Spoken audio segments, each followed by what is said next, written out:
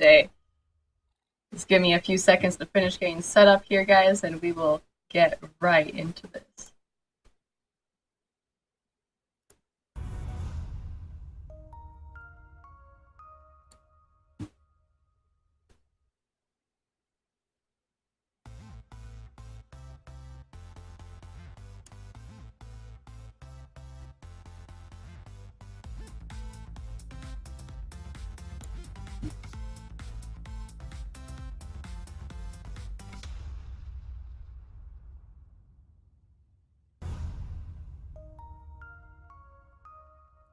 Okay, we'll just go ahead and get started here because I have an introduction that may take a little bit before we get to my guests that are on the show. Hello, everybody. My name is Lurker02. You can call me Lurk. I like to go by that better. I stream on Twitch. I'm from Vancouver, Canada. This is my first time doing a podcast, and I am live recording it on Twitch, which you can find me doing my live recordings of podcasts every Wednesdays at about 7 p.m. Pacific Standard Time. And they will be uploaded onto YouTube the next day. So usually on Thursdays, you'll find it on my YouTube channel, also Lurker02. Today's podcast is about mental health and hashtag Bell Let's Talk Day, which was the inspiration for this podcast. And to start it off, might as well start off with a big topic and a big bang. Bell is a phone company out here in Canada. They're not my service provider, but I respect this company so much because the past few years they have been trying to do this thing every year called hashtag Bell Let's Talk Day. And what it is to stop the stigma of mental health and the stigma surrounding mental health and all of that. And it's to start a conversation and keep it rolling, basically, because the smallest conversation could lead to the biggest changes in somebody's life. It could lead to someone actually coming forward with their mental illness that they've hidden for years. To someone who's probably been suffering and not even knowing it, that they are normal. What they're going through is okay. Because everything is okay. Sorry, I have notes written down because I don't want to forget anything or anything like that. Just a shout out too for anyone who is in my chat right now watching the stream. I will not be talking to you. There will be other podcasts and whatever that I will communicate with you and interact with the chat.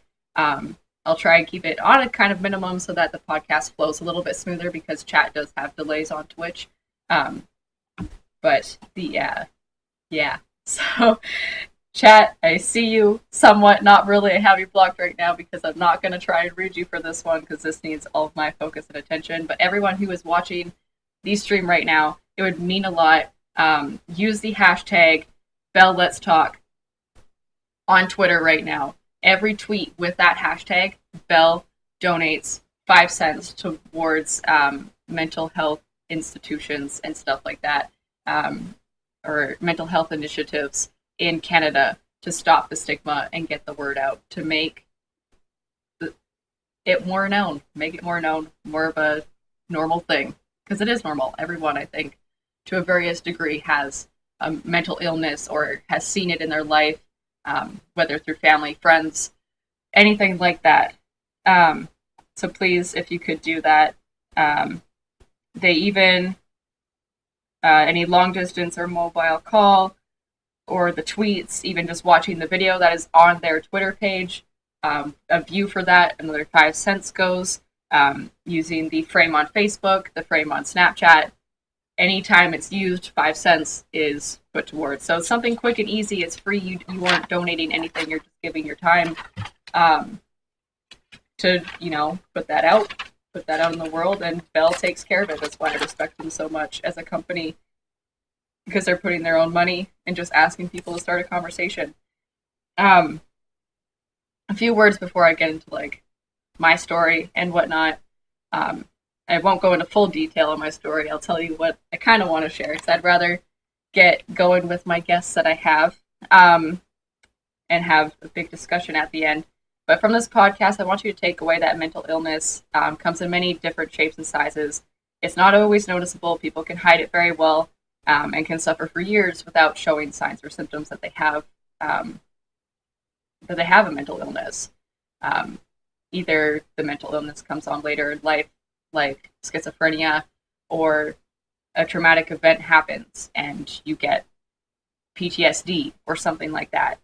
Um, I'd like for people to learn as well that there is no one cause for mental illness. Like I was saying, it can be biological, with a chemistry imbalance in the brain, psychological issues with thoughts and emotions, and social events like abuse, violence, major life changes. Anything can happen to cause mental illness. And it can happen to anyone at any age, and you can't simply just snap out of it.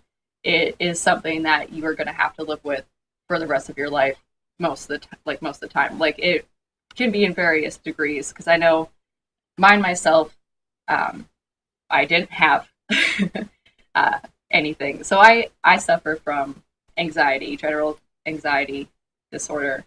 Um, it's also known as GAD. If you take any psych courses, that's probably like the basic one you learn first. But I have that, and I I did not have it when I was very little. I think it started coming on around age 10 or 12 when I had my first panic attack.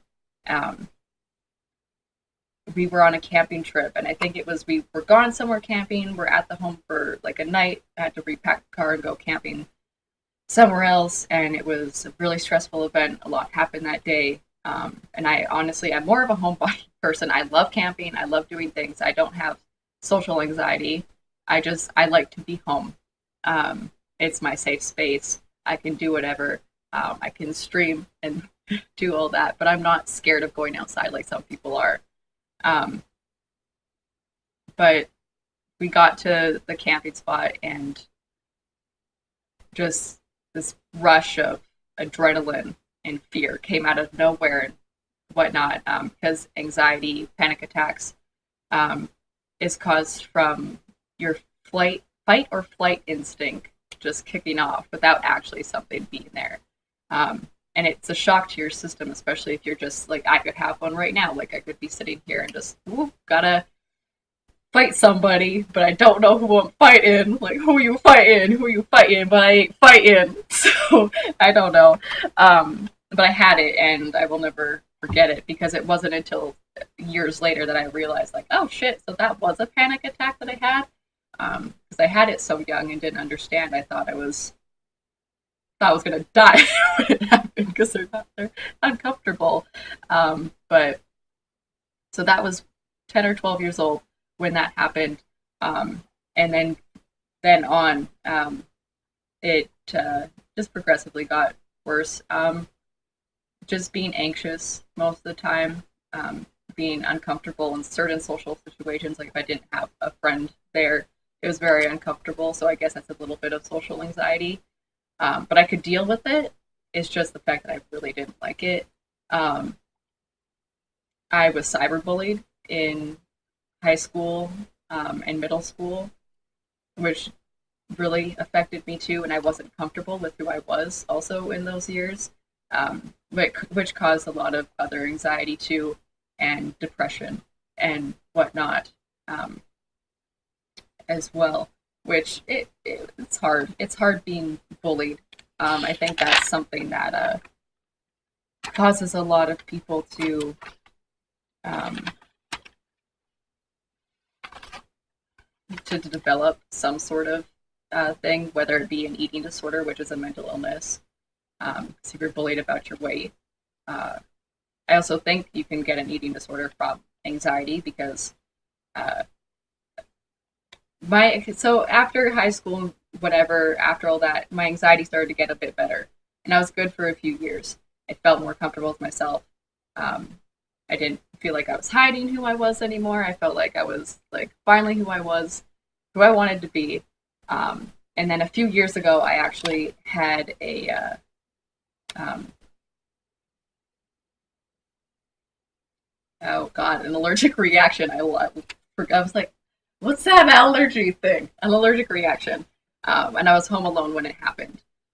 No previous knowledge of having any allergies that I knew of. I was uncomfortable with coconut, and it did funny things to my human. But this time was the first time it felt like I needed to go to the hospital. I need to get this fixed. There is something wrong. I'm home by myself. What if I stop breathing? What if I go into anaphylactic shock? Um, so that event was really scary. So having an allergic reaction home alone, then turning into a panic attack, having to call my mom and be like, "Is there Benadryl in the house? Like, what do I do?" Because no one was home. No one was going to be home anytime soon. It happened early in the morning. So I ended up taking drowsy Benadryl, which we'll talk about uh, near the end of the story. Um, so I ended up taking that, and I took a lot of guiding and whatever growing up, Girl Scouts, whatever you want to call it, up in Canada, it's called Girl Guides. And we were taught, like, if you were to take something, write it down on your hand and what time you took it at. So I had done that just in case because I had called 911. I was on the phone with the person. And if something were to happen between, like, the people down the street coming up here or and anything, that they knew I took this. And I sat there. They came. I started, on my body. I had some blotches and shit. Worst fear ever is having to go to the hospital in a ambulance, and that ended up coming true too. So I had a little bit of a panic attack, but I was safe, and I calmed down a lot when I had those safety people around because I felt safe. Like, my life is in these people's hands. That's what they were trained to do. That's what they want to do with their life. Get to the hospital, whatever. I never stopped breathing or anything like that. But because of having anxiety, you think the worst constantly and the worst of everything, and your brain goes to the worst. So I wasn't, like, in the right spot. I didn't know what was gonna come. Also, trying to fight a drowsy Benadryl pill wasn't going so well because all I wanted to do was go to sleep. And then the doctor gave me a steroid to prevent any reaction coming back within 24 hours. Because I guess if you have an allergic reaction, it can come back the next day. Even if you're okay, it can come back, and sometimes it can come back worse. So they gave me a stimulant steroid to stop it.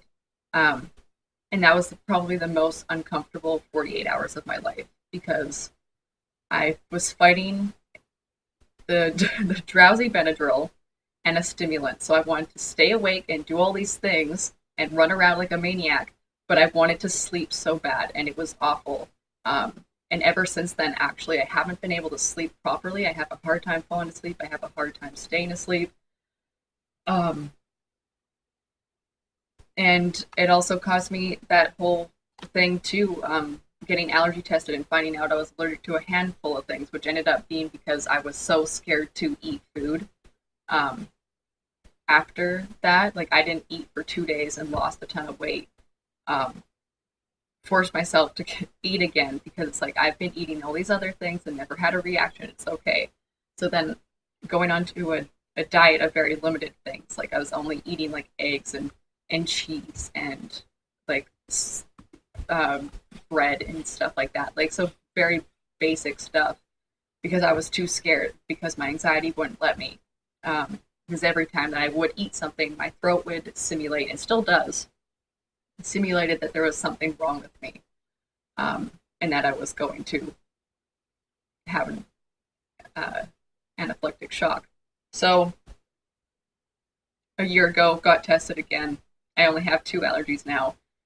Just they so happen to be in almost everything these days. So it's hard. Like, I've gotten a lot better. I eat a lot more. I've gained weight back. Not as much as I'd like to because I'm still kind of fighting myself on trying to eat. But it's like, technically I would have an eating disorder. I love food. I don't think I do, but it's the fact that my anxiety stops me from eating a lot of food that I kind of have an eating disorder to boot, which really fucking sucks. But so that's how far anxiety can go. I mean, it wasn't that bad. It got better. Still had it. I never coped with it well.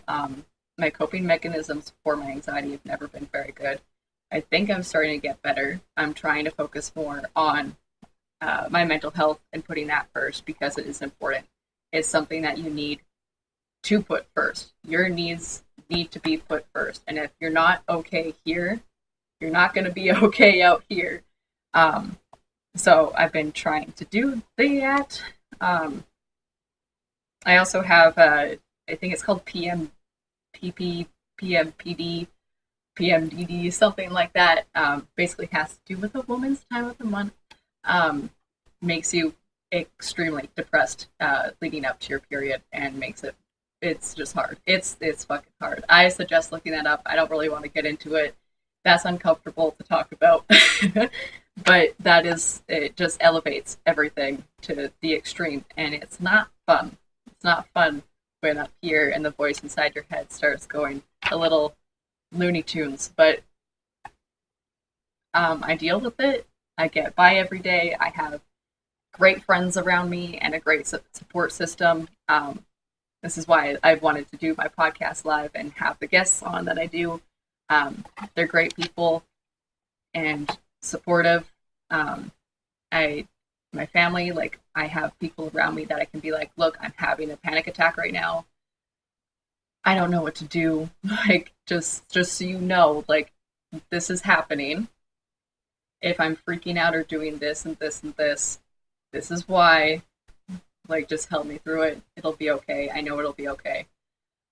Another thing I learned too is to try and control my panic attacks. I don't get them as often anymore. Like, I go through periods if if stress is piling up way too much, then I notice I have more panic attacks. But I've gotten into a rhythm of trying to calm them down. My technique that I use the most, I actually learned from Hannah Hart from YouTube. She talks a lot about her mental illnesses and whatnot, and she said that she was at a therapy session once, and her therapist said, breathe in for 5 seconds, hold it for 5 seconds, and then breathe it out for 5 seconds. And that actually resets a system inside your body. I think it's your fight or flight instinct. And it calms it down, resets it. And you just keep doing that until you feel okay and it's reset, which is great. It fucking helps knowing that, like, that that small effort to just breathe can reset a lot of things. Let me just check on here.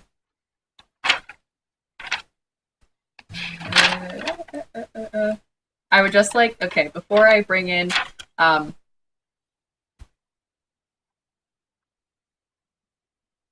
I just switched.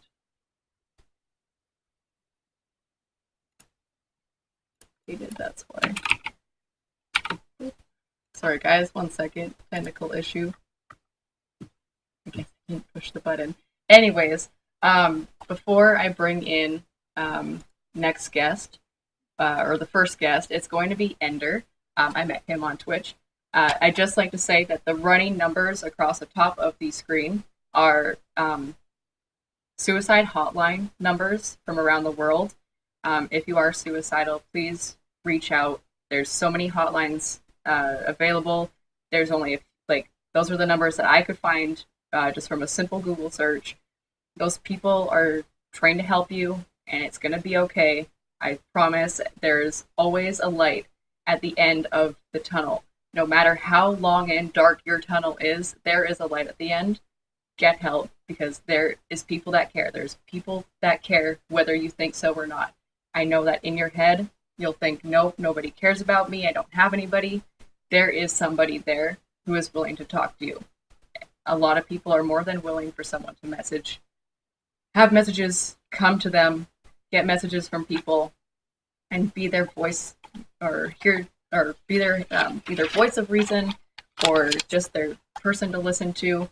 And I hope people who are watching have a friend who, or do talk to people with mental illnesses, that if someone is talking to you about their issue, that you learn to listen, because there's a difference between listening and hearing somebody.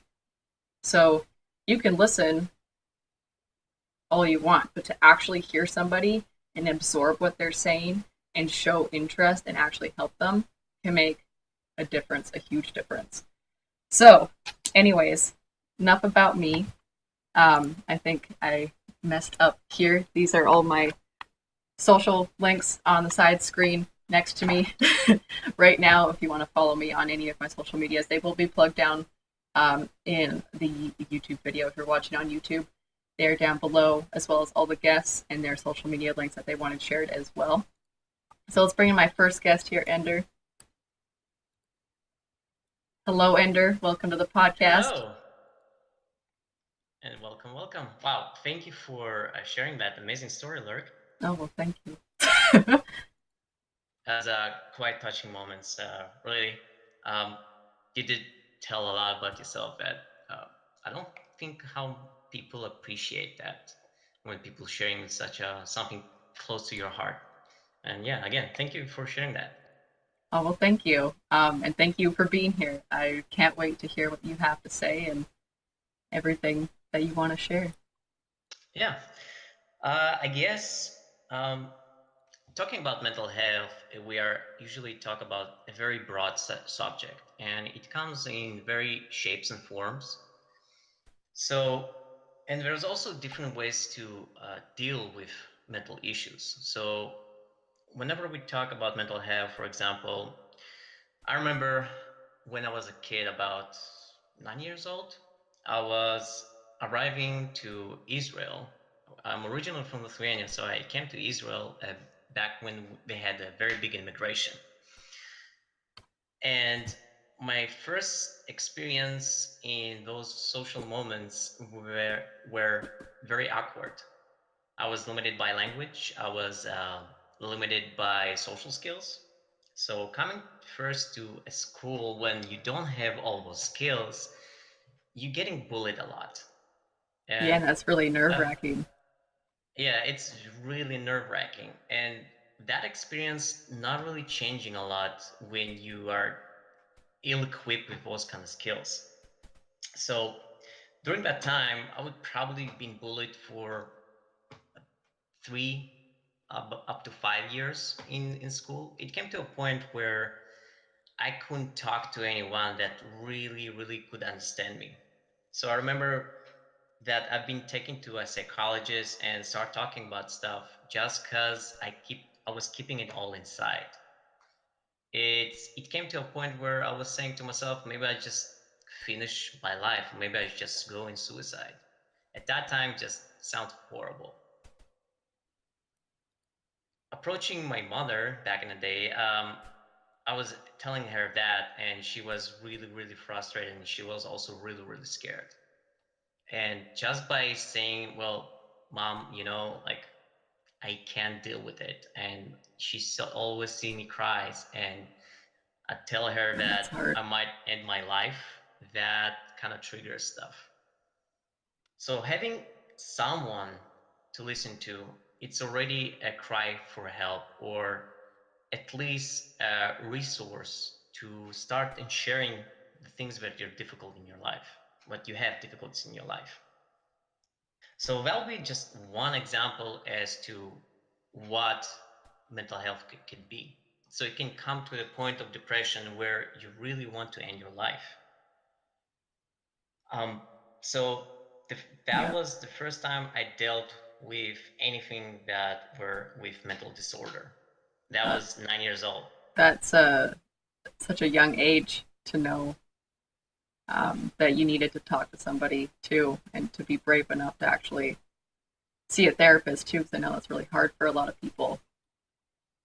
That is true. And I see a lot of people and I know a lot of people that they hold stuff inside for some reason for so long until just nerve wracking, and it gets to a point where they're just slippery.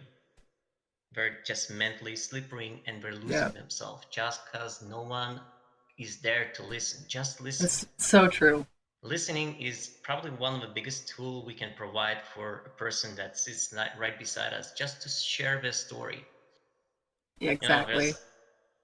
uh, when you have an experience in life, it's usually you collect those experiences not just for yourself, but always to share with someone, and that makes a tremendous difference. Yeah, So that's going so down the true. hill, going up the story, or how can I say it? Going down up the timeline. The stress is something I was dealing with. So when we came to Israel, as you guys probably know, there's a lot of political issues around that issue that I'm not gonna get into, I promise. I'm just pointing out that in that area of Middle East, it's very hard as a social environment to live in, especially when you have every week some sort of terror attack that you want to deal with. Well, you don't want to deal with, to be on point. Yeah. So you kind of start growing this kind of middle nerves. You don't know whenever you might find a bomb or you might find a terror attack or someone jumps on you. And the way you deal with it is just relieving that stress in with friends, with social environments, with social interactions, and you just need to remember that life is short enough, and those kind of things that might bother you or that they can be bothering for every day of your life, sometimes it's a thing that not to be focused on. It's very hard to do. It's kind of mental training that you need to pass for, but it has to be done at some point. Sounds like it'd be so hard, like in a country that there's probably a huge stigma around mental health, and you just don't talk about it. Like it's something you don't talk about, on top of everyone having PTSD from being scared of terror attack or there was a terror attack or anything. Like that's crazy. Yeah, and I totally agree on that point, especially when you have a mandatory service in the military in Israel. Every Oh, citizen has to Jesus. be in a mandatory service for 3 years, and unlucky. I was one of the unlucky ones actually, because once I got into boot camp, I was uh, a month in the boot camp, and a war started in in that area, Oh, shit. and that was very nerve wracking. Imagine you are 18 years old, you unequipped, unskilled to deal with this, and I personally not recommend anyone to get in that situation, no matter what part of the world you are, and no matter of what part of religion or customs you come from. I don't recommend any child or any parent to experience that situation when you go to war. This is really nerve wracking. It's it's when you get into that situation you really start calling for help.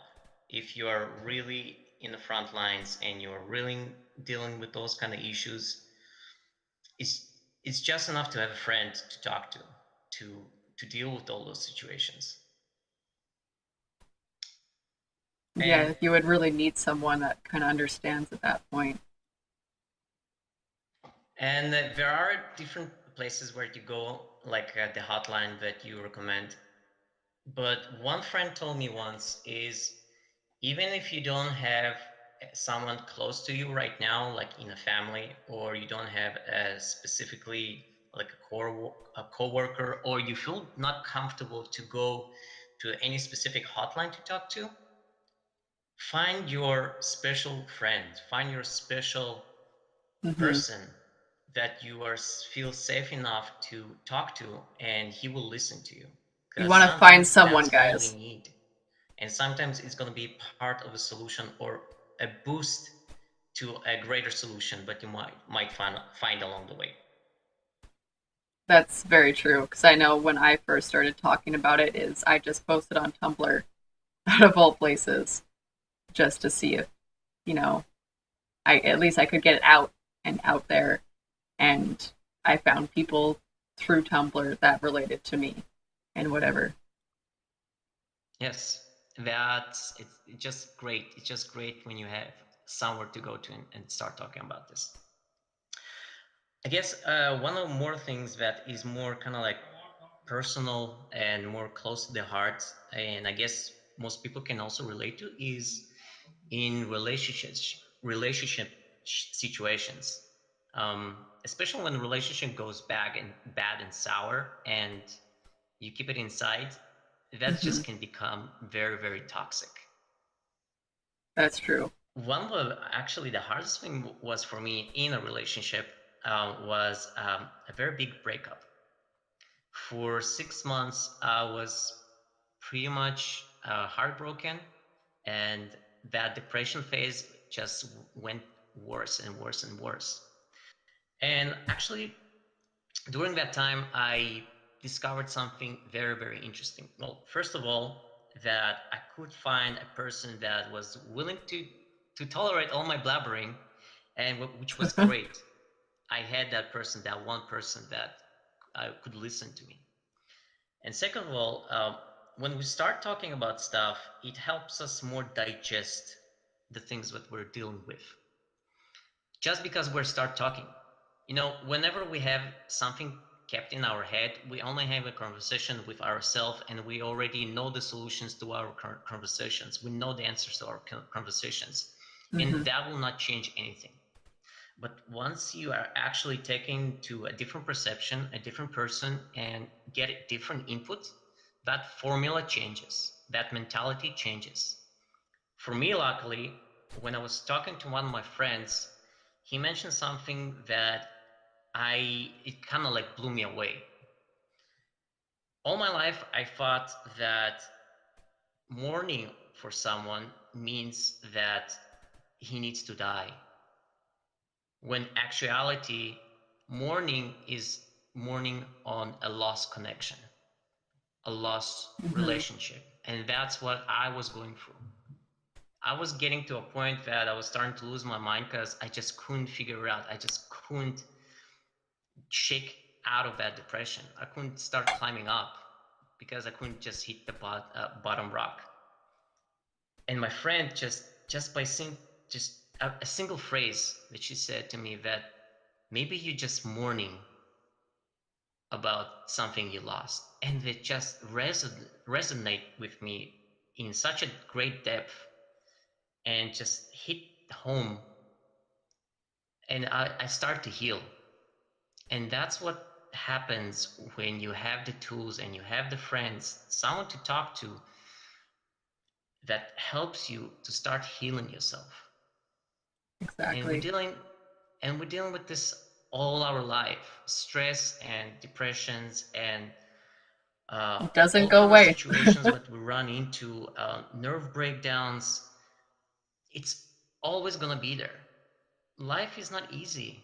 It's not going to get easier. But the tools we're getting along the way to deal with that stuff is what going to help us to get through that. And you always need to remember that there is a way out. There is a solution to any problem. You just need to figure it out and persevere sometimes through that and get to that point. It's not easy. I guess also what helped me a lot in dealing with mental situations and nerve breakdowns is a lot of reading, training, um, with coaching myself, and helping being coached by someone that already has that experience. I'm not too fan for psychologists, because I feel that sometimes they maybe have an ear, but prescribing a pill sometimes it's just not a solution. I feel Yeah, that that's that can be too much sometimes. I don't think there's some people that get into the profession to help and to be that listener.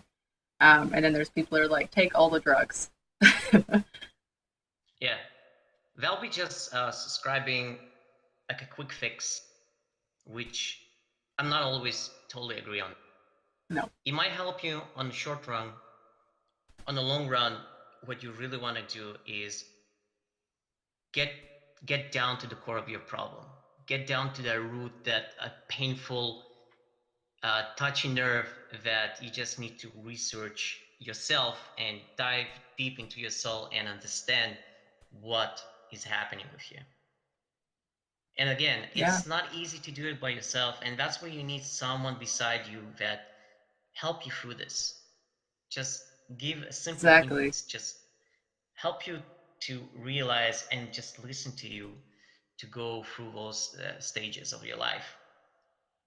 So for me, luckily, I decided to take the better or the higher route, which is taking my life in my own hands, go to different live trainers, going to different sessions that I could find on the internet or somewhere that close by that I could drive and go to different events that talk about mentality, talking about life training, talking about setting goals in your life that you can be ambition to.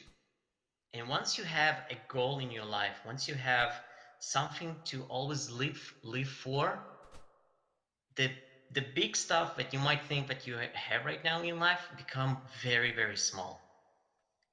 And you Very start true. building your life towards a better solution, towards a better and greater health and life mentality.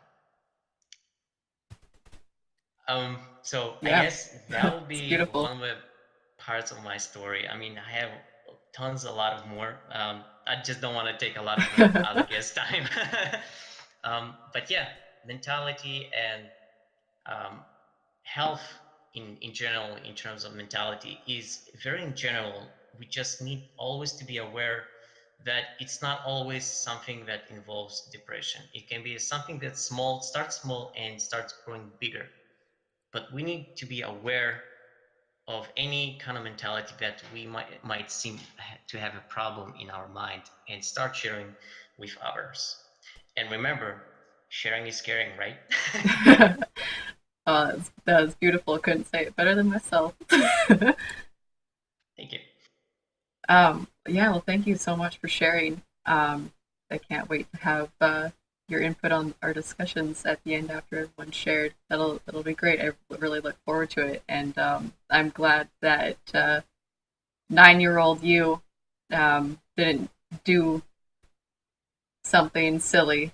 You fought through that dark tunnel and got through it. That's I applaud you. Thank you. Yeah, it means a lot. Okay, so our next guest is going to be, if this will click for me, is going to be Rob. Oh, Hello. hello. Welcome to the podcast, Rob. Be here. Nice to be here. Good. How are you? I'm good. How are you? I'm pretty weird day today, not gonna lie, but other than that, just peachy, Gucci. Yeah, everybody who is watching right now or is watching on the YouTube, Rob has had a crazy day full of Oh, excitement. oh dear God. But he's still here with us to share some shit. I'm still alive. Yep, you're still alive. You didn't get exploded. So, on that note, what would you like to share? What's your story? Jeez, where do I even begin? It's literally just like it's just a fucking just huge mess of like different feelings I feel every day. Like my sometimes if I don't know where to start from here. If I'm honest with you. Wherever you want uh, to start. I know it was hard for me to decide where to start too, and I kind of bounced around. yeah. I will say the one thing that really bugs me about my mental health and my depression and everything like that is how lazy it makes me. Hmm. And whenever I tell anyone like I would do this, but because I have a really hard time telling people I'm depressed. Like I can't really talk about it with my mom. I can never talk about it with my dad. Yeah, Just because like my dad and especially my dad's side of the family, they're all on the funny side, and I always feel like I'm gonna ruin the mood if I even mention that I was bummed out about something. And I have one of those family members. I have a brother that I've even mentioned, like, oh, I'm depressed. He'll just be like, get the fuck over it. Life is great. Kind yeah, of that shit. jeez. So, yeah, I can never really discuss it with my family, but it absolutely makes me lazy, and that's why it like seriously affects what I do on YouTube. Yeah, And that's what bugs me. It's just like I have a shitload of like cool ideas I want to do, but there'll be a day where like I'll plan it like one day, and I'm like, all right, here's what I'm gonna do. I'm gonna talk about this. I'm gonna film it this way. I'm gonna edit it this way. I'm gonna add this music. It's gonna be great. And then literally the next day I'll be like, man, I just want to do fuck all today. And then I'll get nothing done, and then what I wanted to do will be irrelevant. Yeah. So it's really shitty. Like, it's a It's miracle I've been uploading anything lately at all. it's hard. 'Cause it's like you Yeah. have all this weight, on your shoulders that's not actually there. Um, so doing anything, even the smallest thing, getting out of bed, is a really hard thing to do because you just feel It so literally, tied down. it literally does feel like a weight, because, like, I never get out of bed. Like, this little thing, it's not even because my bed's comfortable, which it is, but it's just, I just cannot just I don't have any energy to even move or anything.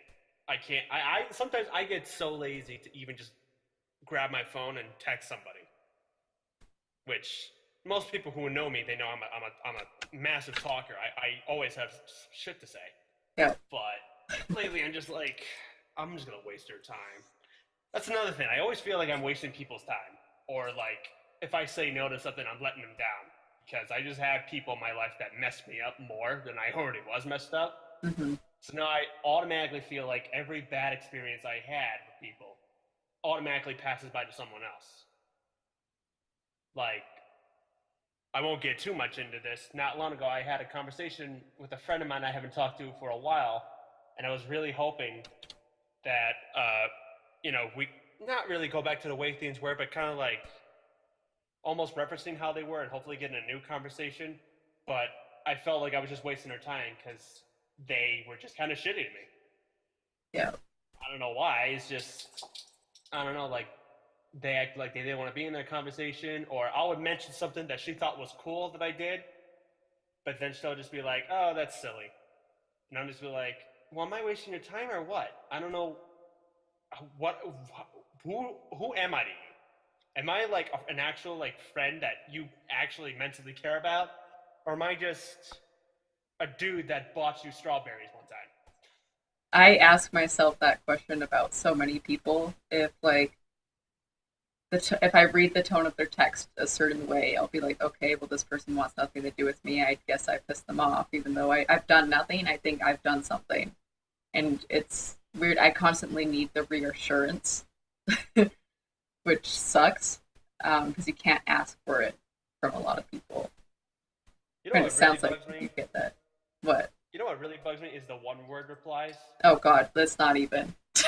Like, yeah, like I would let out like a serious like long message to someone, and about like how much I feel about them, or how much they bothered me when I did this, or how Yeah. I'm worried about this, or whatever. And uh, you would always get the K or smiley face or the emojis. Don't get me started on the damn emojis. Don't get me started on the letter K. It's banned from my Twitch chat. Oh, is it really? It is. It is really because I think it comes from a place of anger and laziness. Mm, All you have to do is put an O before the K, and it means something completely different. Even yeah. putting the AY or IEE at the end of the K makes a Yeah. world difference between OK and K. Sometimes I just even hate just the normal word okay. Like, I don't know, it just sounds so Rough. like, I mean, like, okay, if you hear it, it's one thing, but like if you see it, you're like, that could literally mean anything. Do you mean like okay as in all right, cool, or okay as in whatever, or okay as in all right, already stop? Exactly. Like, it's shit like that that gets me easily triggered, and there's always that one side of me that's like, you're overthinking, everything's fine, don't worry about it. Not everything is all bad, But there's that but other side that likes to win all the time. yeah, yeah, and it just really like brings me down. And sometimes, full honesty, it makes me really shitty to people. I've been very shitty with some people, and it's never their fault. It's always me. And sometimes I wish I could just tell them that, but no one ever likes the "it's not you, it's me" Yeah. argument. But it's true. It can be just you. Yeah, and sometimes because of that, I've had been the cause of like ending a lot of friendships for people that really meant a lot to me. Mm-hmm. So, like, I would talk to this one person every day, and she always knew what to say to make me feel better. She always knew what to do to make me feel happy. But because of how shitty I've been, and because of how I always seem like in every conversation we have, I'm hopeless. Because, like, literally, very few things make me happy. It's either like a really good movie, a really good game, or memes. Yeah. I could always go for a meme. But anything else, it's very rare for me to actually be happy. The last time I was actually like happy was when I was in London. When I took a vacation in London, I actually felt some sort of like mental happiness. Was Where that yeah, because you were like away from a lot of? yeah, that might be it. I felt like I didn't have to deal with the bullshit that goes on in my house. I didn't have to deal with um like literally answering to anyone because I was on vacation. I could just hang out with British people, and British people are amazing. Yeah, And you also, can't really get mad at them or be sad around no. them. And I was also with a friend I haven't talked to in months prior to that, so that's always cool. But as soon as I flew home, I instantly was like, "This is gonna be so shit." And oddly enough, I went to a wedding. First week that I did when I came back home, I went to a wedding, so it was Oh, already those are bad. fun. Oh, don't, yeah. But after that, I went to a vacation last year. I went to Ohio to visit some friends, and I was unhappy then. Like literally, nothing was making me happy. And to this day, it's rare that I can actually find like actual enjoyment in something. Yeah, I'll laugh at something, but like I don't know. I'm just To internally feel happy and free. yeah. You know, it's very common for someone around my age to say, "I'm not the old me anymore," because like the argument is, "Well, no shit, you're the old you. You're growing up." But like, I knew who I was at 22. I don't know who I am now. So did your depression just come on around 22 then, or do you think you've always had it Oh and no, it just decided no, to no, take no. effect? It started to grow effect when I was 15 Mm-hmm. because oh great, my dog is freaking the fuck out. He'll have to wait. He's So got if to you poop. hear like either that or he wants something, I don't know. So you might hear some screeching in the back. Oh, that's more just, than okay. that's my doggo. But anyway, so it started when I was around 15 years old, where I lost someone in the family that meant a lot to me. It was my cousin. She was 18 and she was killed in a car crash. Oh, jeez. And that, I don't know. I never really experienced a death like that because I've experienced like I've lost an uncle. I lost an uncle before that. I lost my grandpa before that, and part of me was just like, I was sad, but I was like, they were old, and I knew that like they're, I don't want to say not in a better place, but like they're in peace in some way. Mm-hmm. But this was like, oh my god, this was way too young. So when it first happened, when I first heard the news, I was just like, I don't know how to really react to this. All of a sudden, I just got back from school, and now every family member is here at my house, and they just told me that my cousin was killed in a car crash. And it didn't hit me till the wake. Till the wake happened, and I saw her in the casket. That's when it actually hit me. And then after the funeral happened, and then after everybody went home, I just became the shittiest teenager you will ever meet. And I know, like, when you're a teenager, you're very hard to deal with. Oh, yeah. But I was like that bitter old man that yelled at kids when they're at their front yard. I do that. Yeah. Get off my lawn! I was literally yelling at everybody online because I was socially awkward, and I still kind of am. And not, like, totally. I'm better when I'm with a friend. But, like, if I'm alone, I'll get socially awkward and I don't really want to talk to anyone. Yeah. This is where it really started, where I'm a bitch on. I like to think I was a thug online, but when I met people in real life, I was that bitch that you wanted to beat the shit out of. He just looked at you weird. Oh, jeez. And I was always like, "Don't hurt me." And then it got worse as the years progressed, yeah, I had 1 year where I was like, you know what, everything's gonna be okay. I think everything's gonna be fine. But then, as from 2015 to 2017, and so far already now, like when 2015 ended, I said, yeah, that was the worst year of my life. I was not happy. 2016, even though I was in London, 2016, yeah, that was the worst year of my life. I'm not happy. 2017, holy fuck, it just keeps getting worse. So now I'm physically scared to wake up at every morning because I just don't know what's gonna happen.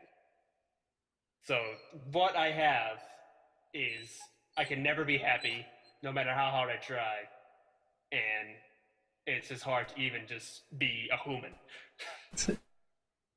Yeah, it's rough. So yeah.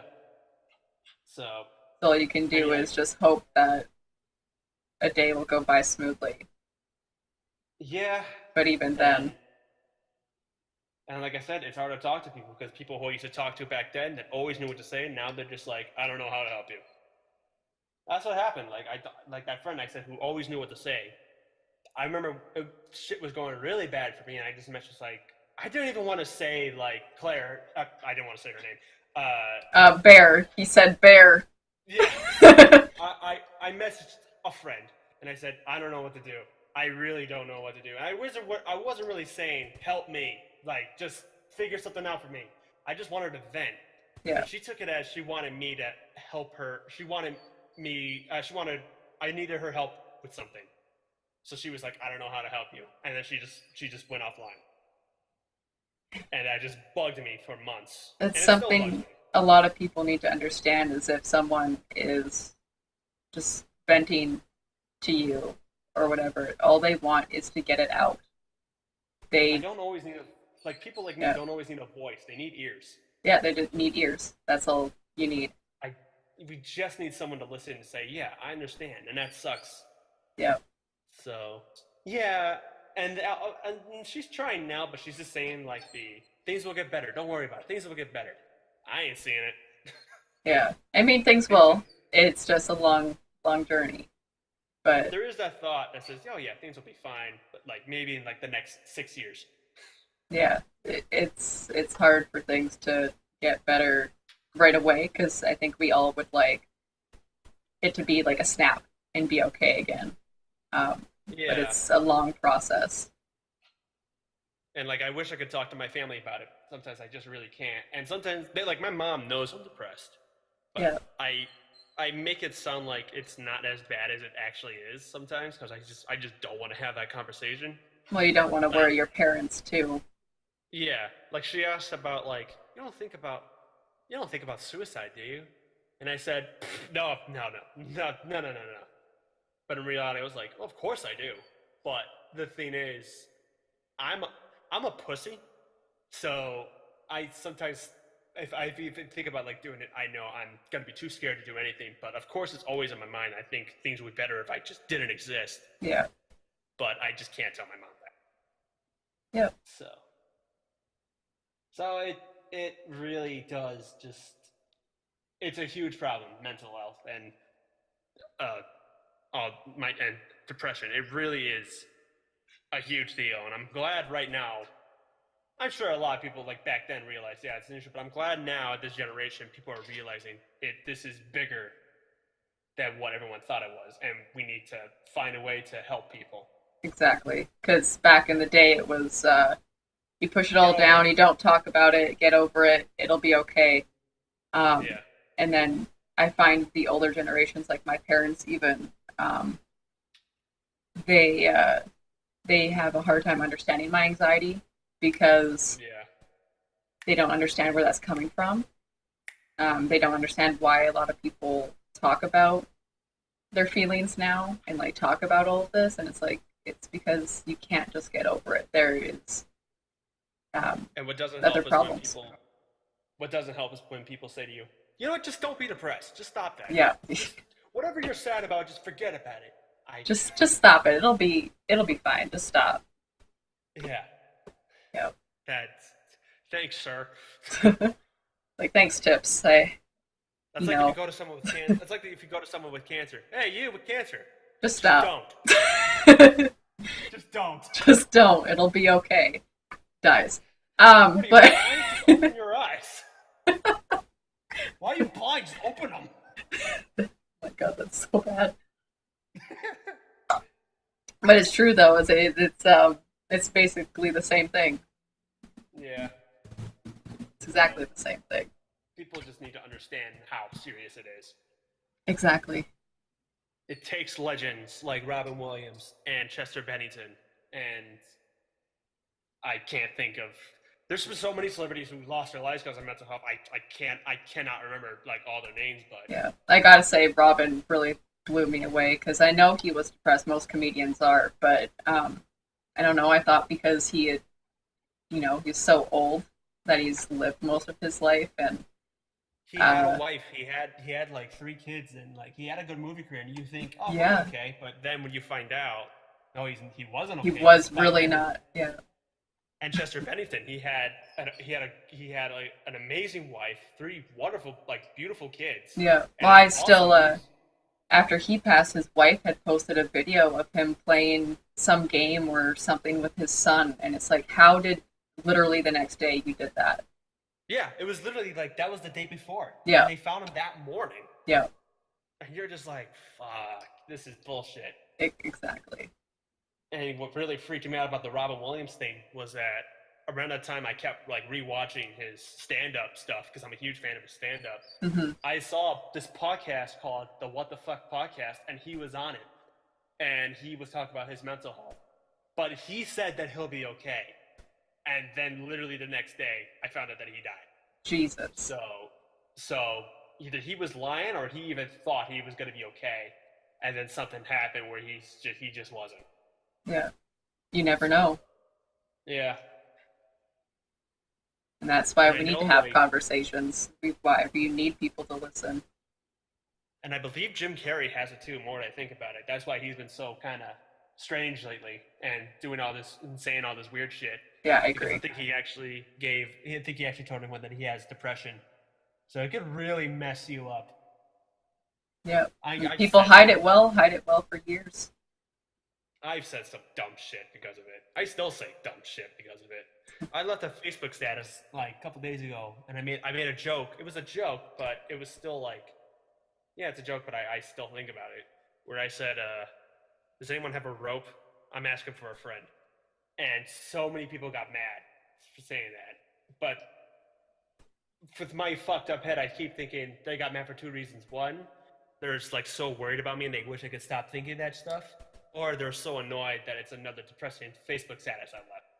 Yeah. So I always think I bother people, and it sucks. But it's also a coping mechanism is to poke fun at it. So it's hard. It's hard to have people that understand. Like, I hate doing it. Like, I hate going on Snapchat and saying, I'm sad. I hate going to Facebook and saying, I'm sad. But the thing is, it really does help because I just like to tell people, but like, it's a way of me to tell people I need help. Yeah, and getting it out they there. already know. They already know I need help, though. Like, I've had so many friends say, you need to get help. And I know I do, but I'm just a little bit scared. I don't trust therapists. I've had bad experiences with them before, so I really have a hard time thinking about seeing a therapist or going to therapy or whatever, but I do know I need it, because they can give me the shit I need. They won't cure me, but they'll give me something I know that will help me deal with it. So that's something I want to have in the group discussion is about prescriptions and shit like that. yeah. So I think everyone's got different thoughts on that subject because that's a big one. Yeah. So I don't know. That's just it. That's just what goes on in my head, and I hate my brain. I hate it. Well, thank you for sharing. Thank you for having me here. I will see you in the group discussion. Okay. Okay, up next, guys, we have Greed. Where is he? There he is. Oh, hi. Oh, hi. Welcome to the podcast, Greed. How you doing? Hi. Say fine or hi. Hi. Hi. Well, welcome. You said you wanted to share some stories about your family. Yeah, mental illness is a thing that runs in my family. I have mental illness. My brother does. My dad does. I don't really know about my mom. I don't talk to her that much anymore. Just as a distance thing. I don't have a bad relationship with my mom. Just to be But clear. yeah, just to be clear, I love my mom. But yeah, so it's like my earliest big memories with mental illness is myself, because from a young age, I've had ADHD and ADD, which is when The you fun consider it with stuff. other mental illnesses, it's quote unquote considered one of the minor things, but it can still affect your life, and it really did affect my school life. But so like my earliest memory I have is my like first grade teacher like every day sitting me down and being like, "Did you take your medication?" Which I'm like, "Yeah, my parents just have me take my pills every day, which we called vitamins." I don't Looking back, I don't know why they felt the need to tell me that they're just vitamins. I guess it was like so I don't feel like I'm a weirdo for having to take behavior altering drug. Getting the But vitamins, though. yeah, it's like, but I somehow the conversation got to it. I'm talking to my mom, and I bring up the fact that my teacher is asking about that, and my mom's like, "What the hell?" And I don't think much of it, but it's like, why the hell is my teacher sitting me down and asking me if I've taken my drugs? That is a Like, little and weird. yeah, and then I remember every year I'd go into school and oh, they'd be like, okay, guys, Christian has ADHD, so we have to be more patient with him. And I didn't think of it until like maybe the sixth grade. And then I'm just like, I turned to my sixth grade teacher and almost just say, what the fuck are you talking about? Why are you treating me like I'm a freak? Yeah, like you're an Like, alien. okay, everybody, he has ADHD, which means he's different from us, so we have to treat him like a weirdo. Like, what the hell? And obviously, with that, I think it's honestly one of the reasons why I wasn't a very good kid in like elementary school. I got into trouble a lot. And I think looking back on it, I think it has to do with the fact that I had ADHD, I had a mental illness, and people were treating me like I was a weirdo. So I would lash out at people, um, and be in the office almost every day. But then, in like, I think actually the sixth grade, which now that I'm thinking about it, sixth grade was a major turning point for a lot of things in my life. But I had a teacher who she meant well, but she didn't treat me like a weirdo. She was just like, "Oh, you have ADHD. Okay. If there's anything, if you need help, come to me." I never really did because ADHD at that point I had kind of gotten a handle on it. But then I had a new vice principal who who called me in because he's like, "So I'm new here, and looking at the records, you've been in the office quite a lot." And I thought I was gonna be like, "Oh, great, another one of these guys who thinks I'm a weirdo Oh, or I jeez. have to be treated differently because I have ADHD." But he's just like, "So, what really blew me back is he was interested in hearing my side of the story." Wow. Because almost all the other times it's like, oh, you have ADHD, oh, you're mental, you have something wrong with your head, whatever, just detention for a week without even hearing my side of the story. So that kind of blew me away. But yeah, so That's crazy that there's probably so many kids out there that have detention and it's not their fault. yeah, it's like and all detention was is I just sat in a room silent and just stewed in my own head, and I'm just like, it's fucking stupid. Why am I here? This fucking bullshit. Right next to a window, and I'm seeing kids running around playing, and it's like segregation is what it felt like, Yeah.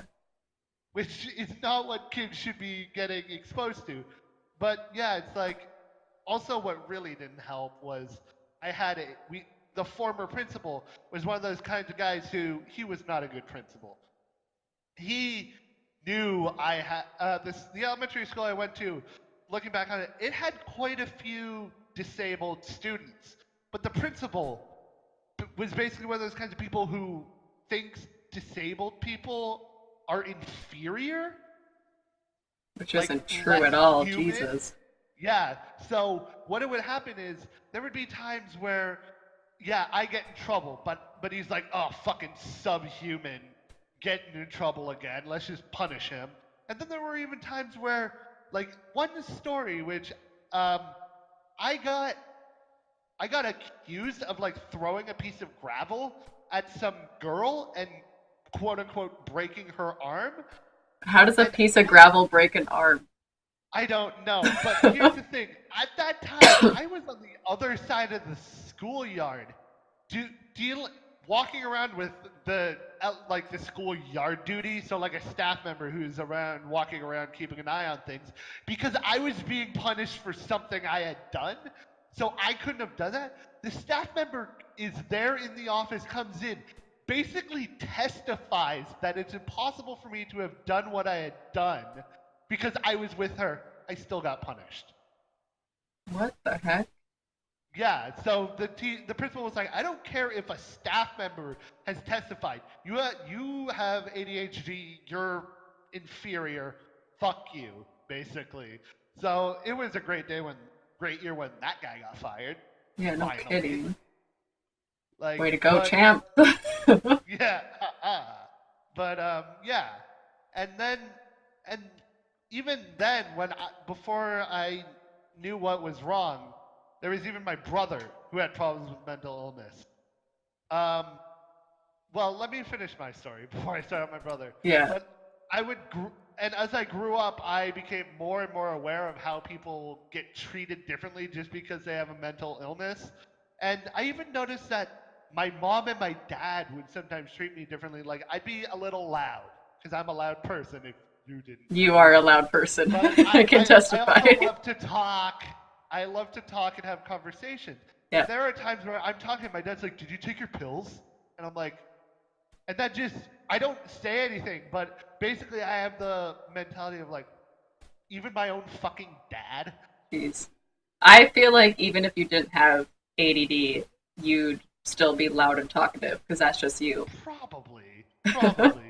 But yeah, so I'm just like, even my own fucking dad. And then I go to live alone for a year because stuff happened, which I complained to everyone on the server about with the university I was supposed to go to fucking me over saying I can't attend.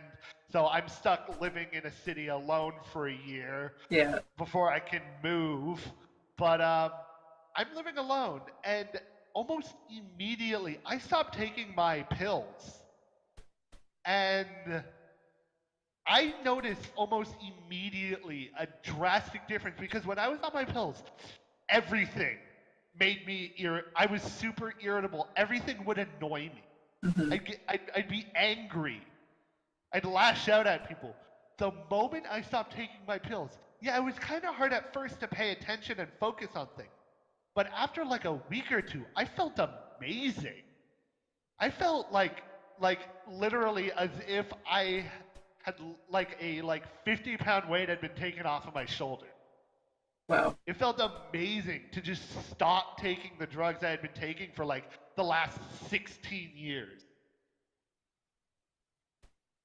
So that was like to the point where I nearly fucking cried Oh, because I was like, I feel great.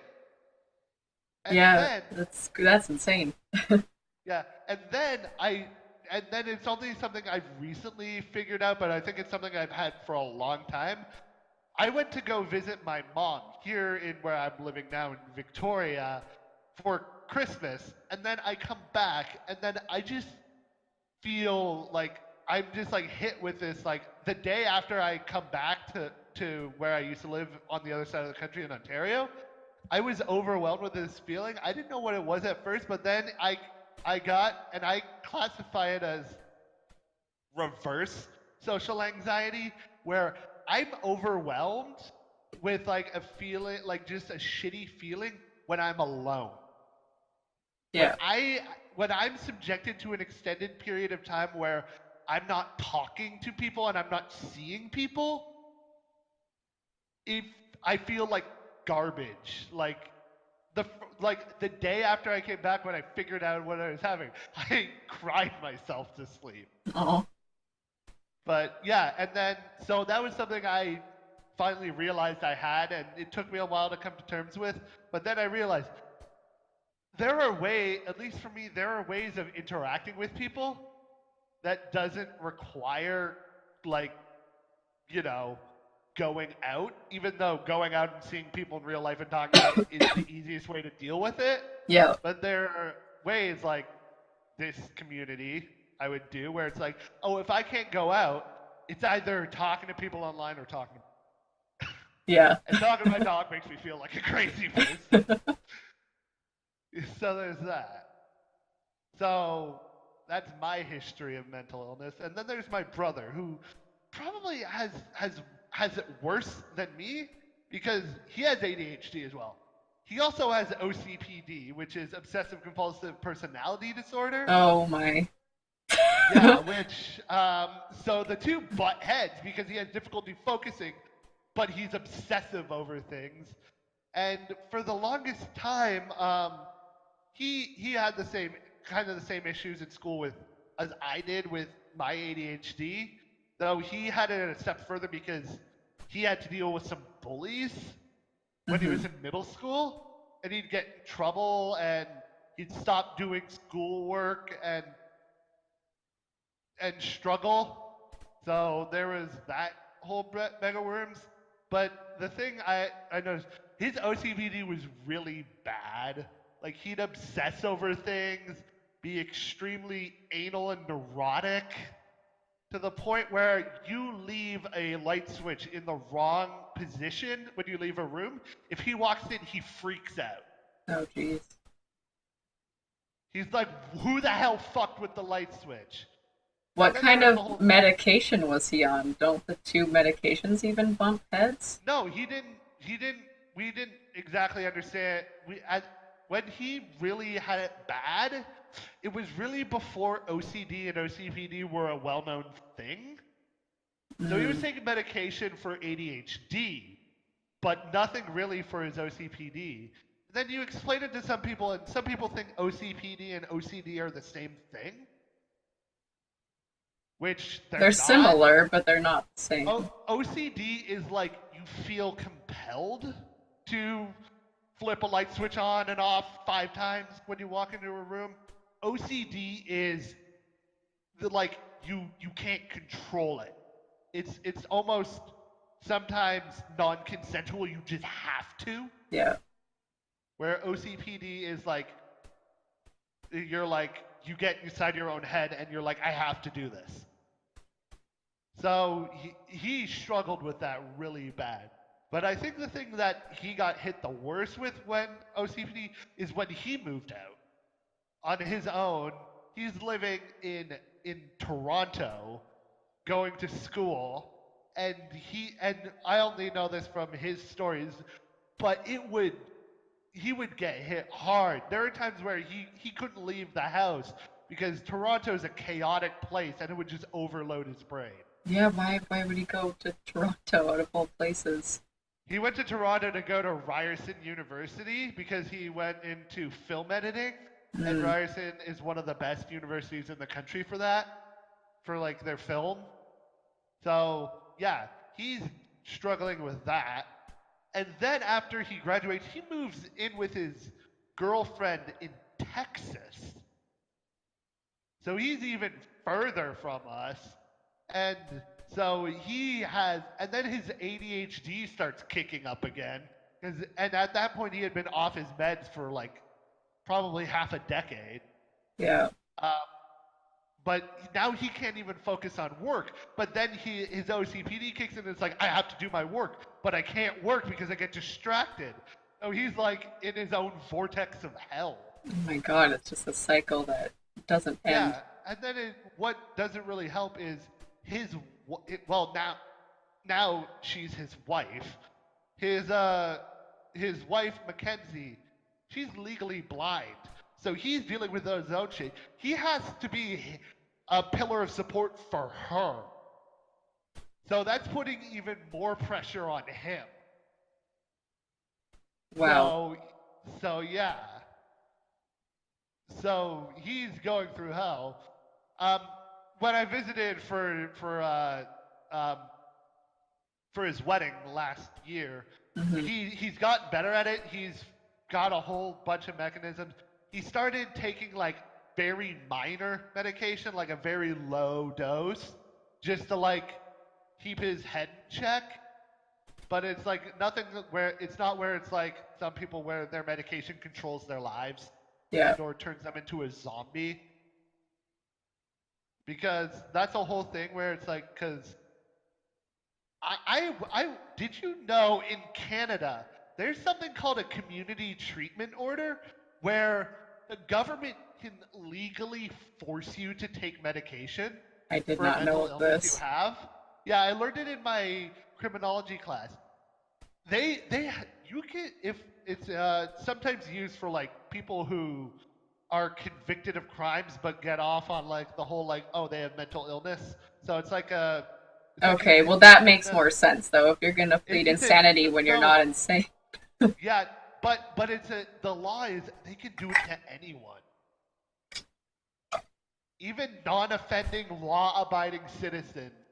I They wonder can how do often they actually pull that, though, because I know of, I'd like to imagine not often. I don't think it's often, because I know I had a friend who took a psych course in high school, and she said that their class actually had some schizophrenics come in and talk about it. And there was one guy who refuses to take his drugs because he hated being numb, hated not being who he was, because the Yeah. drugs made him not him. So he's like, no, I'd rather walk around and see shit than not be Yeah, who they I turn am. you into a zombie, Yeah, basically. exactly. Yeah. But yeah, so it's like we're talking about it, and it's like we're like, oh, time to like debate it in groups in the class, and I'm talking. It's like, uh, if doing that, just like it's not cool for like society and the government to have the ability to enforce that on law-abiding citizens. And Yeah. also, there's a whole thing where it's like still the stigma around mental illness that if you're mentally ill, you're more likely to be criminal or you're violent or you're just a danger to society. So if society had the ability to force you to medicate, some people still hold on to that stigma. Would be like, "Oh, you have mental illness. Take your drugs. Get away from me, you psycho." And it's like, "What the? I have ADHD." And it's like, "Ugh." Yeah, But geez. yeah, so it's like, and then you learn. I learned in criminology they focus so much on mental illness as a cause of criminal activity that it's like, why are they so obsessed with being like, oh, you're mentally ill, you're more likely to commit a crime, or if you committed a crime, how likely is it that you have some history of mental illness in your family? It's like, why are they so obsessing over mental illness and criminality?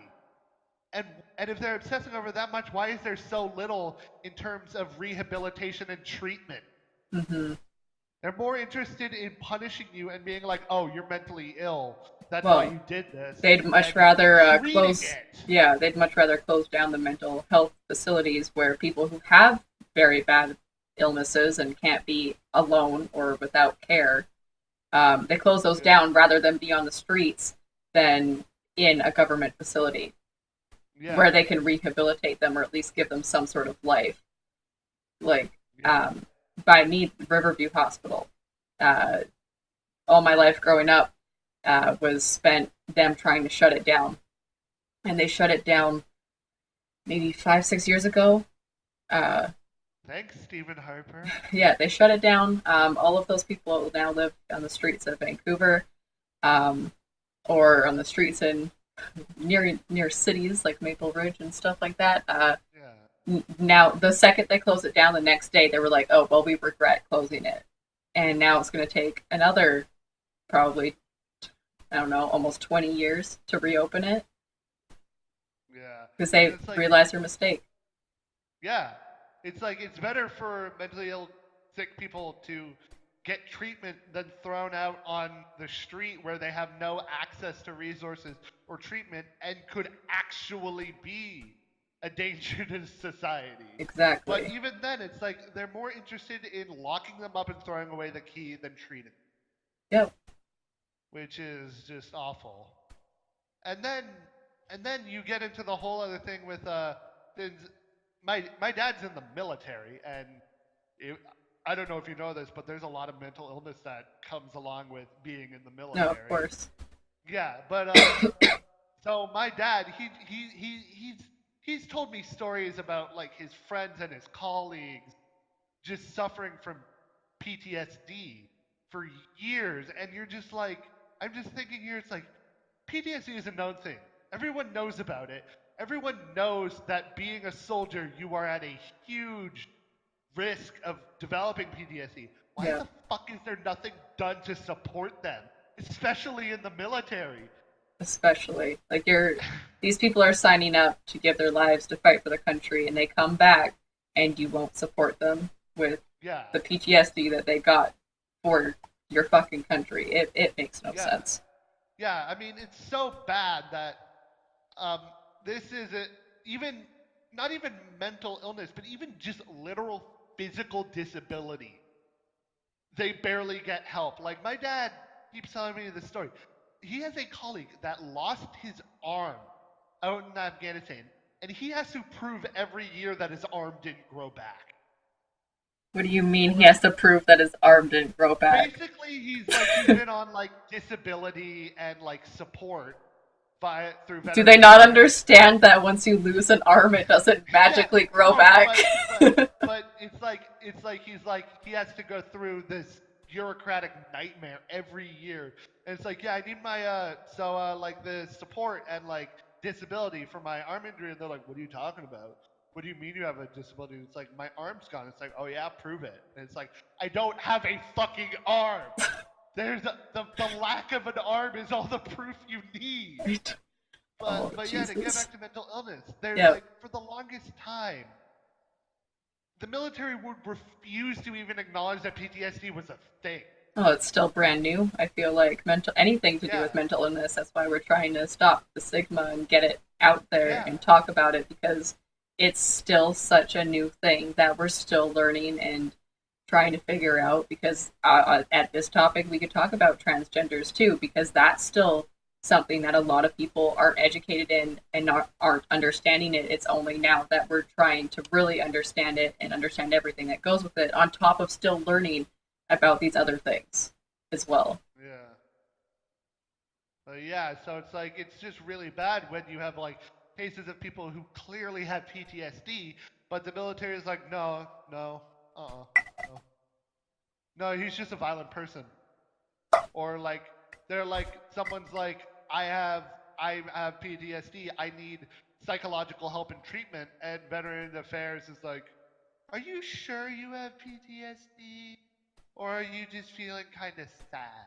And it's like fucking I'm not sad. yeah. And then you get like even just the general public, yeah, with PTSD being so new, you have soldiers coming back and either like just suppressing it, being like, oh, there's something wrong with me, but nobody would ever bother to care. Well, that's why they have So the highest like alcoholic rates and suicide rates. It's yeah, because they're coming they back become and they're being alcoholics. shat on. Exactly. Yeah. They become alcoholics, and then people are like, "What the fuck's wrong with you, you fucking alcoholic?" Ugh. It's like, well, But they even being an alcoholic is a mental illness to yeah, boot. So it's yeah. But yeah, so it's like there are even times where it's like soldiers will come back, and they're like, "Oh, they have crippling PTSD," but people are like, "You're a soldier, tough it up, come on, be a man, yeah. woman, or whatever." So it's like, "Oh yeah, that's great. Just shit on them some more for you're just shitting on them for feeling what they're feeling. Yeah. Help, great, awesome." Like it's so dumb that there are still so many people there are people who deny that PTSD is a real thing. They deny that anything that's not visible is a real thing. Yeah. It's like, oh, if you're feeling sad, just be happy instead. It's like, oh, gee, thanks, genius. Yeah, like I didn't think about that. It's not like I try. Yeah, it's like, der. It's like, here I have been feeling depressed and sad. I forgot I should just be happy instead because I never thought of that. Yep. Thanks, Do you Tips. like? They think it's like. Do you think that if people were so cripplingly depressed that they choose to be depressed? No. Yeah, like why would someone choose? Like it just makes your life harder. No one wants to Yeah, make it's their like, life harder. oh yeah, crippling things where you can't even get out of bed in the morning, or being happy and not depressed. Oh Yeah. man, what a hard decision. Like Exactly. yeah, it's like just mental illness is a thing. It's serious, and people need to stop turning their heads towards it. Exactly.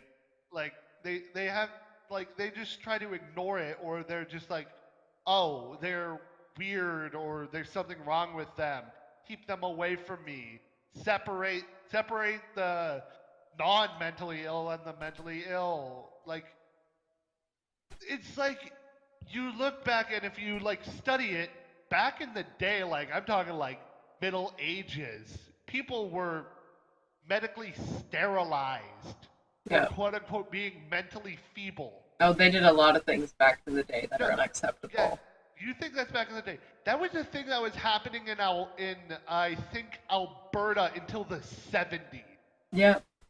Well, it's still like I said, it's new. It's Yeah, still new. so it's like they were sterilizing people, most likely against their will, because they were viewed to be medic, mentally inferior until the 1970s. Yeah. Like it's crazy. And then it's just like get the whole thing where it's like there are even groups of people that might be far more likely to be mentally ill that just go ignored. Like Aboriginal people. Aboriginal people are ignored almost for everything. But they Yeah. have a serious issue with mental illness, but they get screwed over because they're getting regularly screwed over. But it's like whatever, you're fucking Aboriginal, so like come on. Aboriginals are people too. Everyone is a people. Mentally ill people are people too. They just need some help. They don't need drugs shoved down their throat. They don't need to be locked up. They just need help. Yep. That's very true. Yeah. And it's like when I was listening to it, when Ender said it, it really is just vitally important to just have someone listen to you. Yeah. Like just talking about it can make a world of difference to someone. Exactly. Like The smallest thing. just Smallest, easiest knowing, thing. yeah, just knowing that there's someone on your side can just fucking like change whether or not someone kills themselves. Exactly.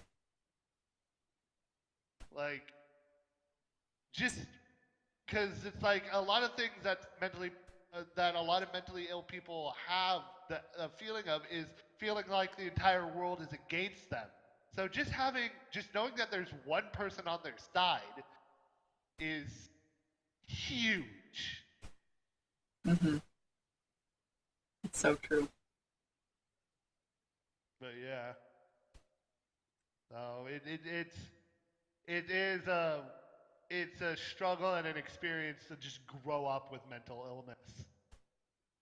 Because obviously there are mental illnesses that are just developed and mental illnesses you're born with. Yeah. Then there are certain things where it's like it's more visible, like people with Down syndrome. Can, Usually you can tell when someone has Down syndrome.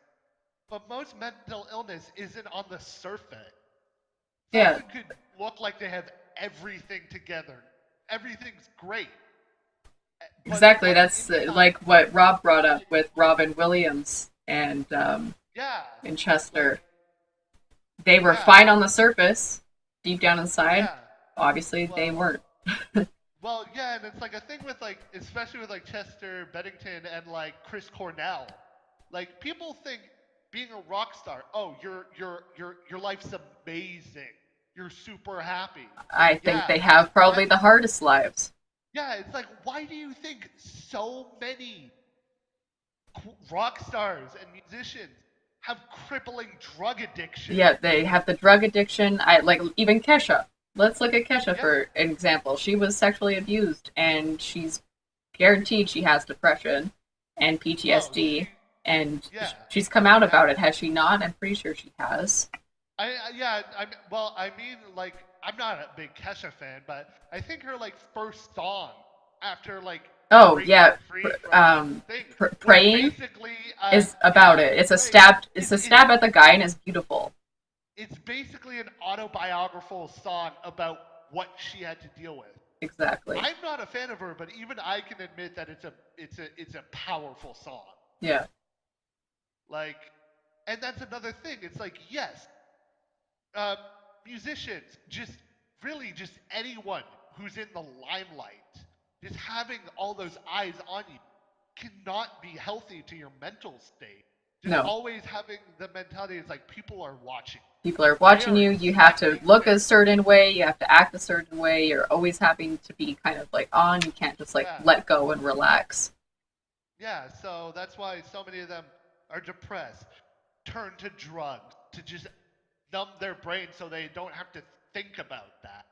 And then Exactly. there are those who end up taking their own lives, which is like, again, like Chester Bennington, Chris Cornell. It's been a thing that's been happening for decades. It's Ever been since nothing new. rock stars have been a thing, rock stars have been taking their own lives. Like, it's it's nothing new, but it's yeah, it's like even like you go back into the 70s and 80s, you have people like Ian Curtis from Joy Division. You first of all, you listen to his music and you're like, yeah, this is a guy who's depressed. But then he, unsurprisingly went and took his own life. Or Kurt Cobain, one of the most famous examples. That's a man who never enjoyed being famous, but was almost forced to be in the spotlight Yeah. just because he wanted to make music. And even though there are only theories about it, I have the theory is he killed himself to escape fame, to not deal with that pressure anymore, which is a Probably. very real thing that happens to a lot of musicians and just artists in general. And I think that's what makes them more human and like everybody else is the fact that like normal people that aren't famous or anything can feel this way, but a famous person can too. It just because they have fame and money doesn't stop it from being a thing or stop them from killing Most themselves. times, having fame and money makes you more likely to be depressed. Well, money doesn't bring happiness. Yeah, I mean, a lot of people they have the mentality that it's like, oh, the goal in life is to get rich and famous and be successful. Which is not. Famous.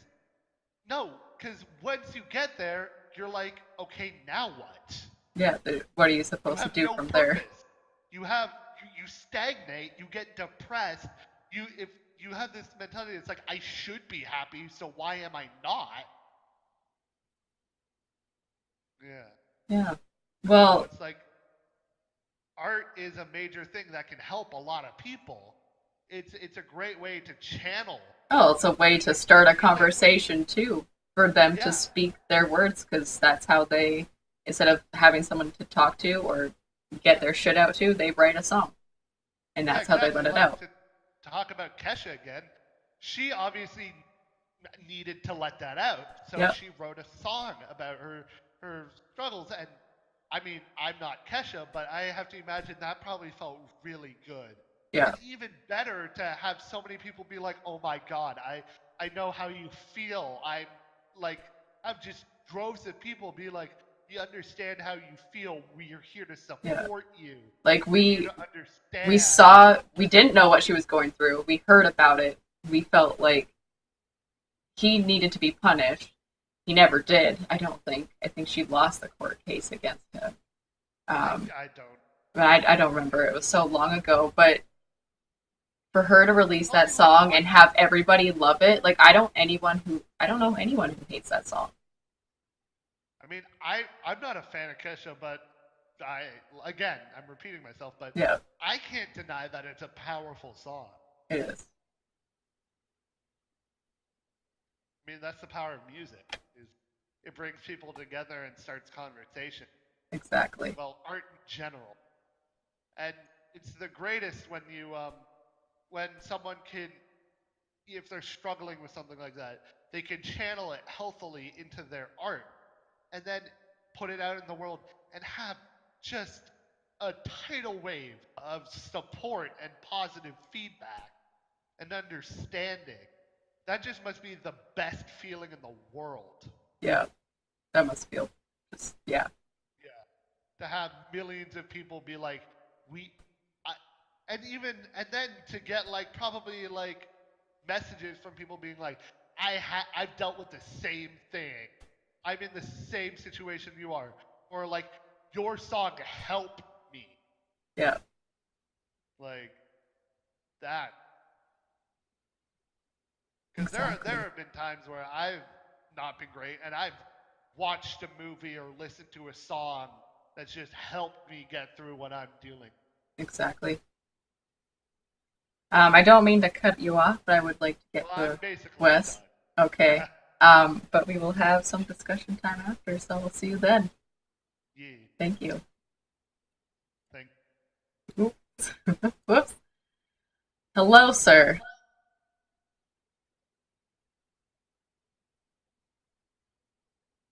Hi, how you guys doing today? How Welcome you to the doing, Lurk? podcast. I'm good.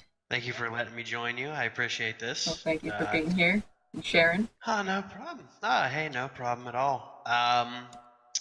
Guess really I can start off by saying mental disease is a really it's becoming more aware, and there's more foundations coming up for it, which is amazing. People have really stepped it up into high gear, and that's an amazing accomplishment. Um, for me, my story really starts out from when I was at least 3 years old. Um, Unfortunately, we had a death in the family, which um, really screwed up a lot of people in my family, including my mom and me the most. And you know, it starts there and goes into, for me it would start when it would go into school. And I was bullied for at least 18 years of my life, and it was, pardon my French, but a living hell. And it started in third grade because I was a heavier set kid, um, and that's normally where it starts out, unfortunately. But it went from there. It progressed into elementary school, kindergarten, or elementary school, middle school, all that, and bullying really affects a lot of people in a lot of ways that are irreversible, so to say. Yeah. It caused me to have panic attacks, anxiety, lingering depression, and I didn't have many people to talk to because I didn't want them to know exactly what was going on with me, because I didn't. To me, I thought I was a strong kid. I didn't need anyone's help. But a couple of times when I didn't have the help, it really digressed for me quickly. I did a few things that I'm not very proud of, just because my mind was in the wrong mindset for many years. Um, so when I didn't have those people to talk to, which is the main importance, if you're having these problems, you need to talk to somebody. You need to have somebody around you that'll understand and see what you're going through, and basically have a security wall, security blanket, so to say. Um, and I had the resources, but I never took advantage of them, and that was was a downside of me thinking that I was this invincible person. I could take care of everything. So other than the bullying that gave me the anxiety and everything, I actually also have I kind of been recently diagnosed with a mild form of PTSD because some people know this, so I might as well just bring it out into light. I had a family member that I won't say nothing about, but somebody very close to me, I almost watched die right in front of me. And it gave me the sense of hopelessness. And it gave me seeing that, because I see it every day when I go to sleep, and it's rough. But it gave me a mild form of PTSD, and that really affects me now and in everyday occurrences. Because when I go to bed at night, I don't like to sleep at night. I'm usually up all hours of the night because I can't do it. Every time I fall asleep, I have these flashbacks of exactly what happened. And it's one of the worst things I've ever felt in my life. And, I've been to counseling, I've done all that stuff, and it helps. And the fact is, if you need that kind of thing, especially because PTSD, people like to say it's certain people I know have said certain things about it, but it's really not something to joke around about. It has taken a lot of lives at a young age, because when you've been through a traumatic incident, you need somebody to be there for you that you can honestly call not only a great friend, but to call an amazing human being, basically, because a lot of people don't have those resources. And some people I know very close to me have extended open hands to me. And because of them extending their kindness and generosity, I have recently been getting better with the mindset I've been in, because back in January, at mid-January, was a bad time, where unfortunately it was a rough patch for many years. But I'm getting better at getting used to the fact that what's going on, because I have family, I have friends, I have these people I surround myself with, and that is the main importance of having, if you have depression or anxiety, because I have social anxiety, and it is so hard for me to even go out anywhere. And that's the worst, because I've traveled all over the U.S. I've traveled all different kind of places. I've been out of the country, but it took everything in me to finally get the chance to be this adventurous person. I'm still to this day, I have problems going out and meeting people, but once you finally start to analyze the situation, so to say, and see that people around you are not these people that you think they are, because you may have been hurt a lot in your life, friends, relationships, anything along those lines, you may have been hurt by it, but there's a lot of good people out there that will stand by you. They'll be by your side. And unfortunately, my mom, for instance, I love my mom to death. She has, for all the stuff she's been through, and I've seen it personally, and I'm not going to say it rubbed off on me, but it hurts, that my mom has a severe clinical, I don't know what you want to call it, but she's clinically depressed. And she's down for multiple months where she just doesn't want to do anything, because the things that she's been through, I couldn't imagine. And I feel for her every day. And I try to be the person that's there to comfort her, because I love my mom to death, but she's been through a lot. So it's hard to see. When you see loved ones that you care about, friends, anybody go through it, it's hard. But you need to be there for them, because they need that safety net that you had throughout your life. And I can only say that there's been a lot of good people in my life that have helped me out throughout all these years. And I were just recently have more friends. And if you don't mind me saying, the OTG streaming group, for instance. Oh, go ahead. You guys are absolutely amazing people. I can't even deny that. You guys are absolutely outstanding people, because you guys have really helped me through some very hard times. And if I didn't have you guys around, I'd be searching for that person to be my safety net, which I can come to you guys, and you guys have always been there for me. And I'm greatly appreciative of everyone, including you, because you've helped me through a tremendous amount of problems, and I couldn't accept any more help than what I have from you guys, especially. Oh, and Uh, you've helped us too. And we appreciate you greatly. For everyone who is watching this on YouTube or is new in the stream and doesn't really hang around my streams, uh, OTG Streamers is a channel-based community that I run with Nebraska, and it's a bunch of small streamers. We just teach them how to make connections and help them grow, not just in numbers, but as people too, I guess. I'd like to say, because I've seen a lot of changes in a lot of the people from the minute that they've joined to now.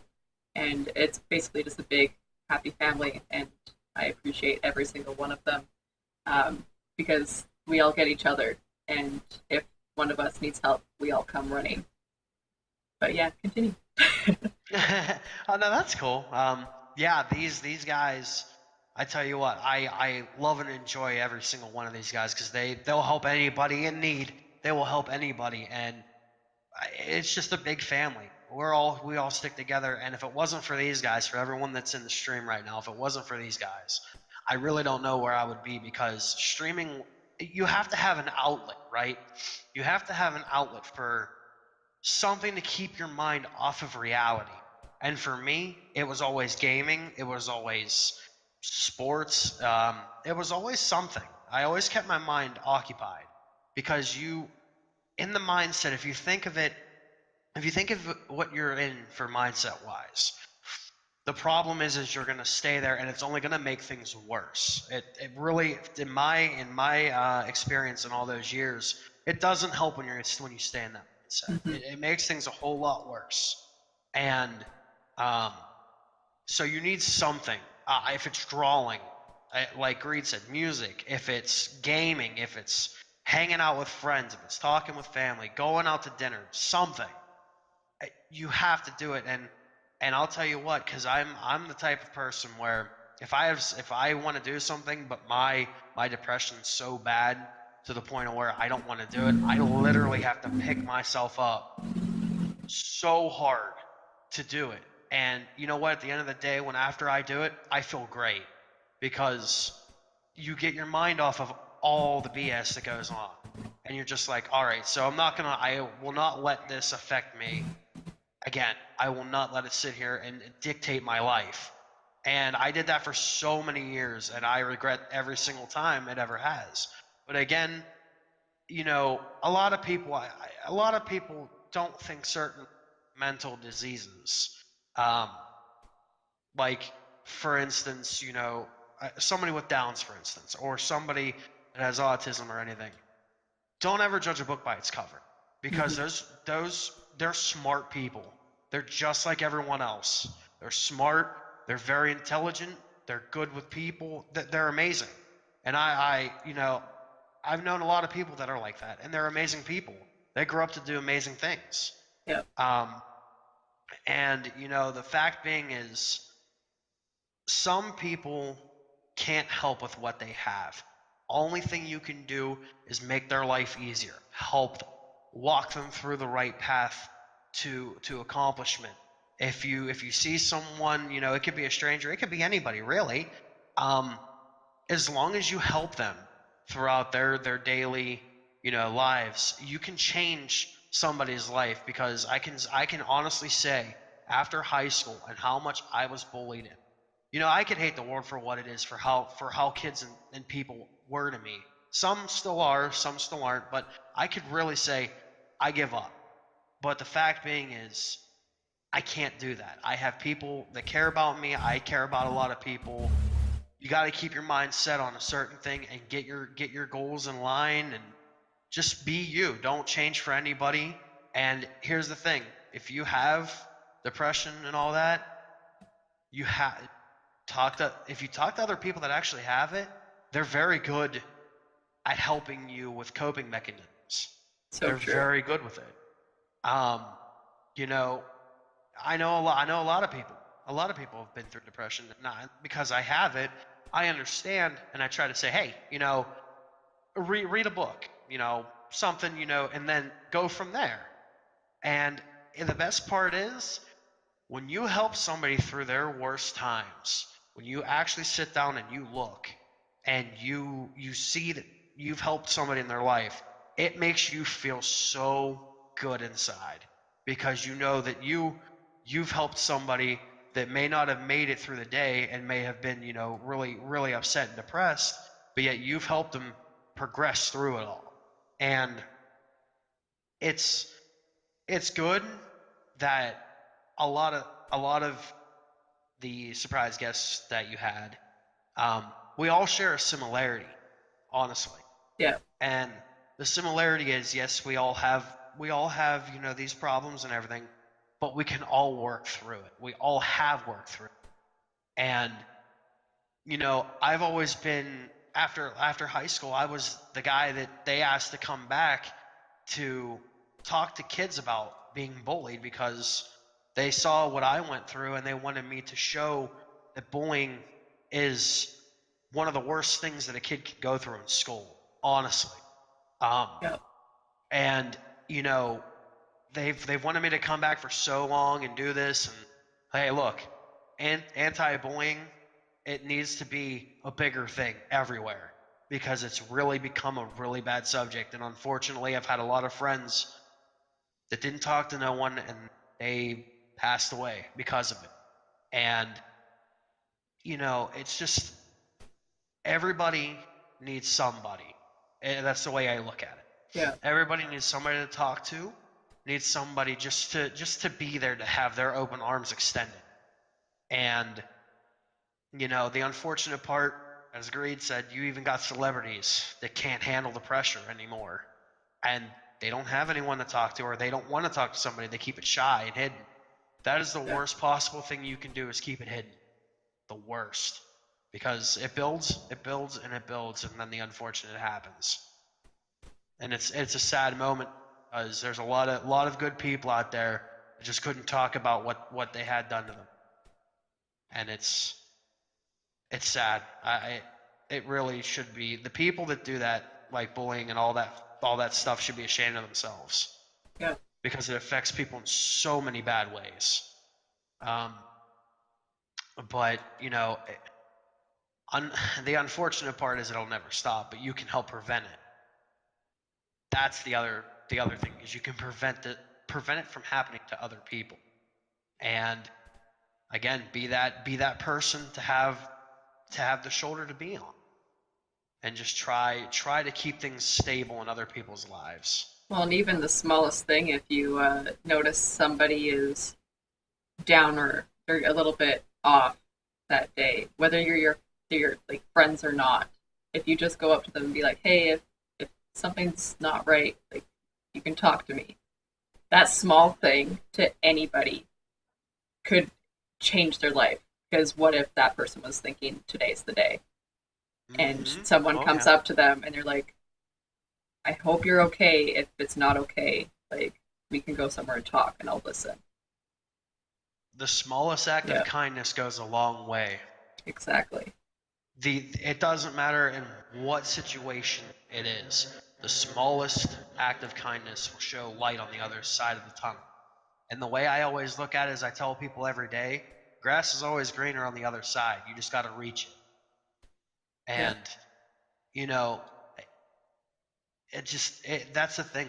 Like I said, the smallest act of kindness can change the whole world for somebody. It doesn't matter what it is with anything in life. You could go and help an elderly person, and the smallest act of kindness completely gives humanity another reason to be humanity. And one of the easiest things to do too is if you see somebody with like Down syndrome or some other mental illness that is showing, that you can see, don't treat them different.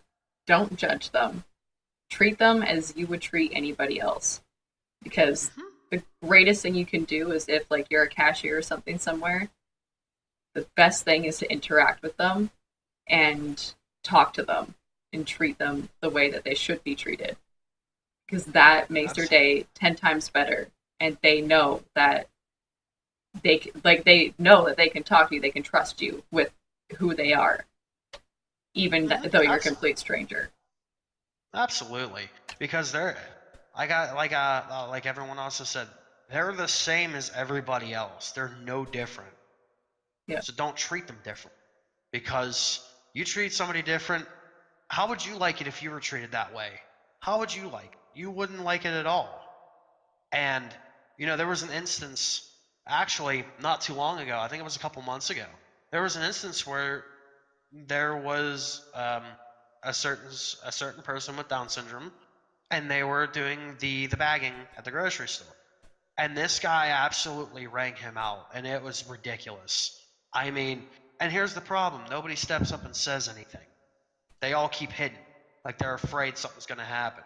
Yeah. And then I saw this one guy come out of nowhere and just rip this guy open, because he even said the same thing as I've said. You don't need to act like this to somebody like that. You realize they have feelings too. They're no different than any other human being on this earth. And that's the truth. And that guy that did that, he's practically, people that do that are like my heroes, honestly, because people don't step up and say anything. And I would have been more than happy to. He just beat me to the punch, and trust me, I would have loved to ring that guy out, because I hate when I see people do that. I've had it done to me for so many years. I just know what it's like. And you can push somebody to the absolute envelope to say this is the day, because now you don't have faith in humanity anymore. And it's sad, because that shouldn't be how it is. But unfortunately, the world is a cruel place, and it sucks. Yeah. It's never fun. I mean, like I said, a lot of people don't know that I suffer from what I suffer from, and I'm actually really happy that I feel like since I shared how I was and how my mind works, and the dark depths of it, how it can really alter reality, so to say. I feel like sharing the story, or sharing some of what I've went through, if somebody's listening, they can really benefit from it and be like, yes, I understand, he's gone through this, I've gone through this.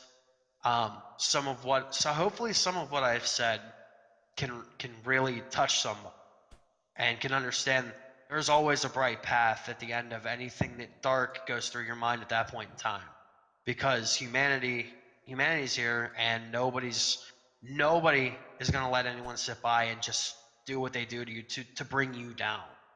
And that's the beauty of people like us. That's the beauty of it, because we won't sit by idly and let people get away with it anymore. Exactly. And hey, people are amazing. They can do good things for people that are, have the mental illnesses and stuff. But some people got to realize it's not a game anymore. It really affects people. So hopefully, some of the things I said could really help somebody in their time of need, or their time of hour, and can realize they can make it through, and they can go on to do successful things. Yeah. What he said. That was perfect. Hey, look, I was nervous to do all this, because it's just me, but hey, there's no need to be nervous when you can help somebody's life. Yeah. It's got to get the conversation rolling. Yeah, it's got to keep it rolling, keep it going, and do what you can do. Exactly. Is there anything else you'd like to share? Or should I bring in the other people and we can have a few group discussions? Yeah, I think we should bring them in and have some discussions about everything that's been said and going on. Whoa. Hey. Bring in the people. Hello.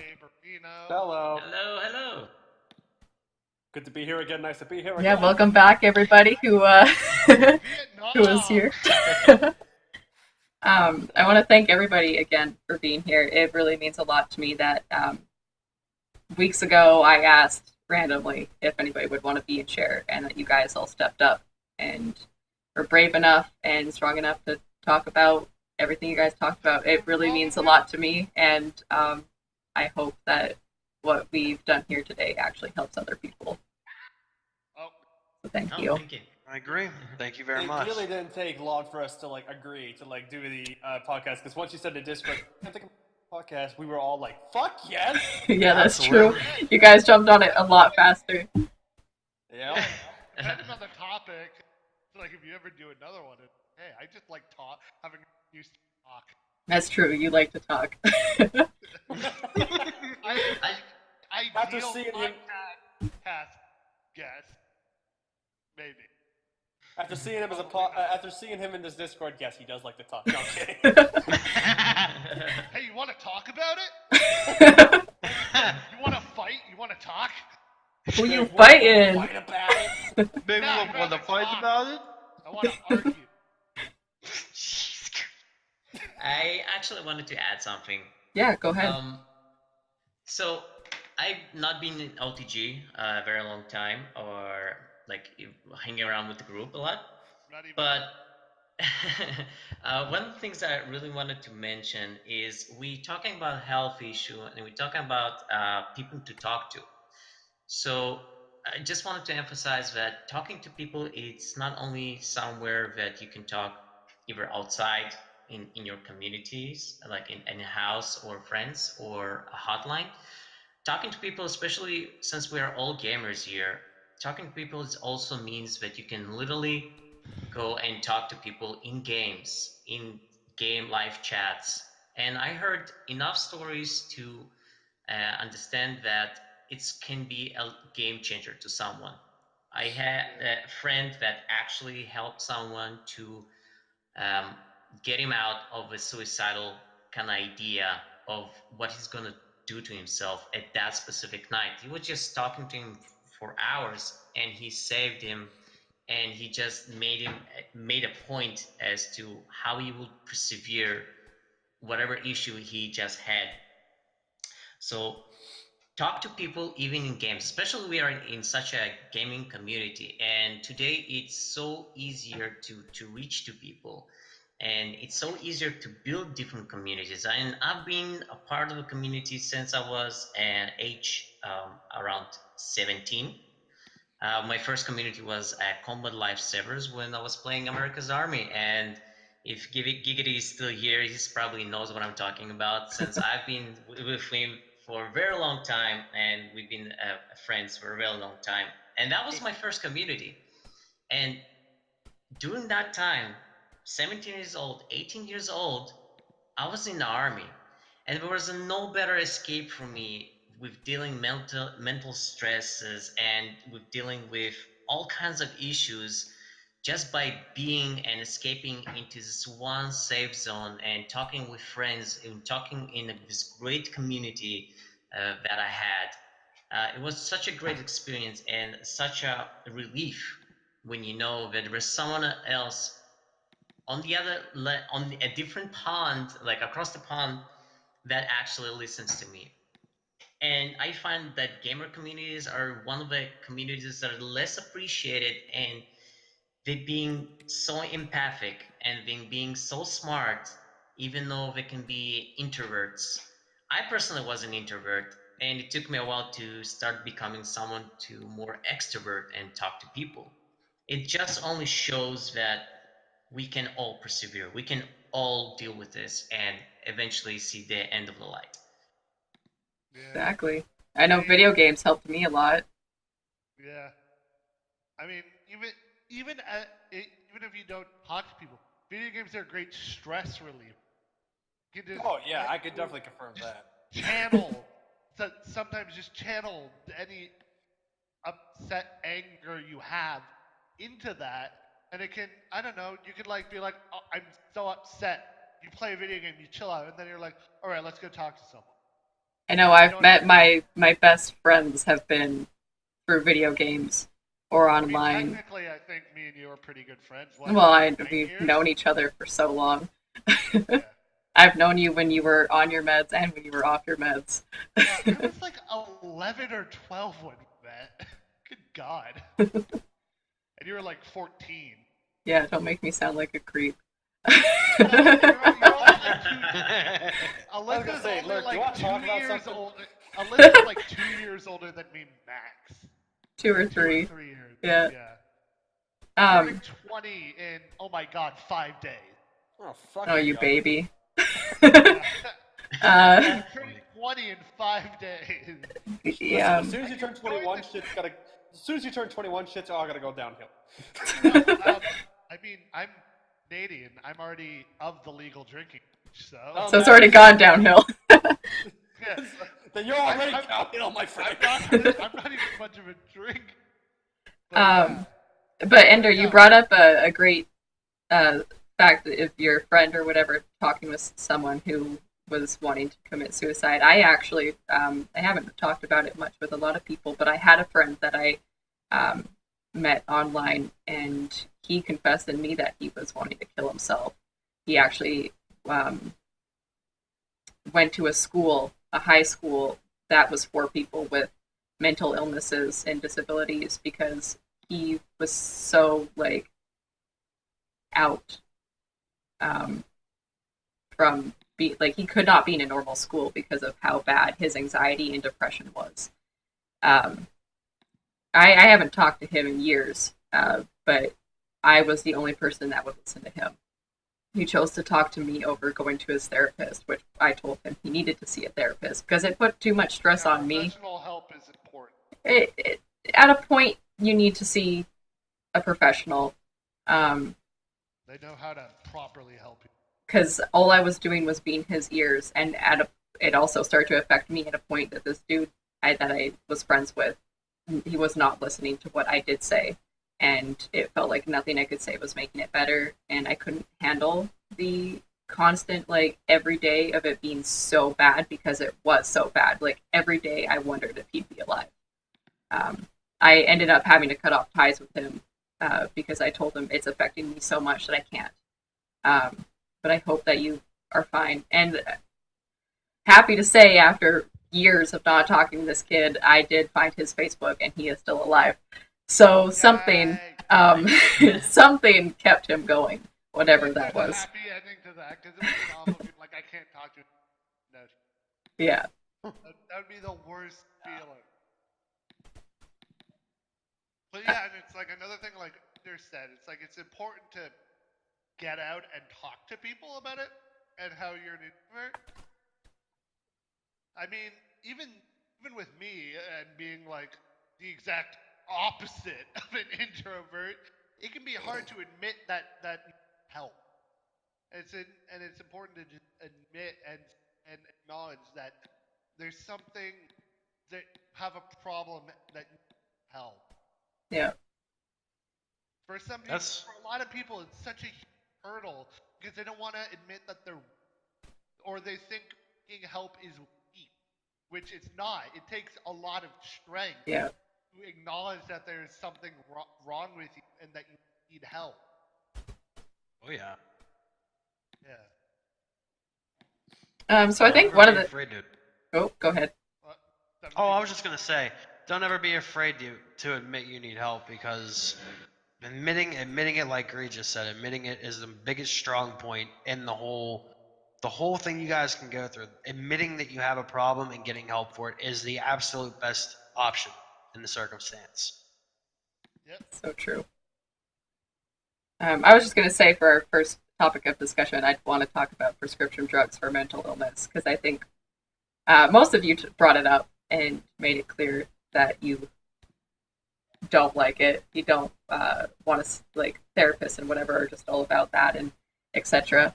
I personally, I've taken a ton of psych courses from high school into college, and I learned nothing but you have no idea if it's going to work or not, because there's so many on the market. They all do different things, the same thing, but treat different dosages of different things, and some are helpful, some aren't helpful. I've had friends and their parents go through multiple different kinds of antidepressants, and some that worked, some that really didn't work, and the changing of dosage didn't work or made things worse.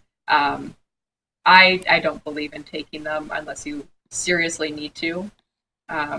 And I do believe that a lot of therapists and whatever prescribe them just to get the money, and it's hard to find a therapist that doesn't want you to take drugs. Yeah. I know my anxiety is bad enough to be on drugs. I've had a conversation with my doctor. I made it clear with him that I don't want to be on the drugs. He doesn't want me on the drugs either.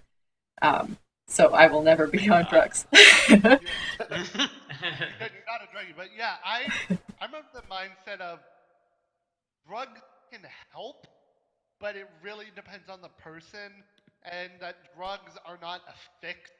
They can enable some people to get a quick handle on their problems so that they can go get help. But for me, the side effects kind of outweighed quote unquote benefits. The drugs I were on, like I said, made me really angry, really irritable. I would lash out at people, and sometimes it just makes you feel like a zombie. Like that's no way to live if it's like, oh, you're so bad, you're either drugged up to the point where you're not even you anymore. Is it really worth it? Mhm. Makes you feel like a mindless robot. Because I took medicine for a pretty good couple years, and honestly, it made me. I didn't have a care in the world. It made me feel like somebody was controlling me mentally, and I stopped taking them.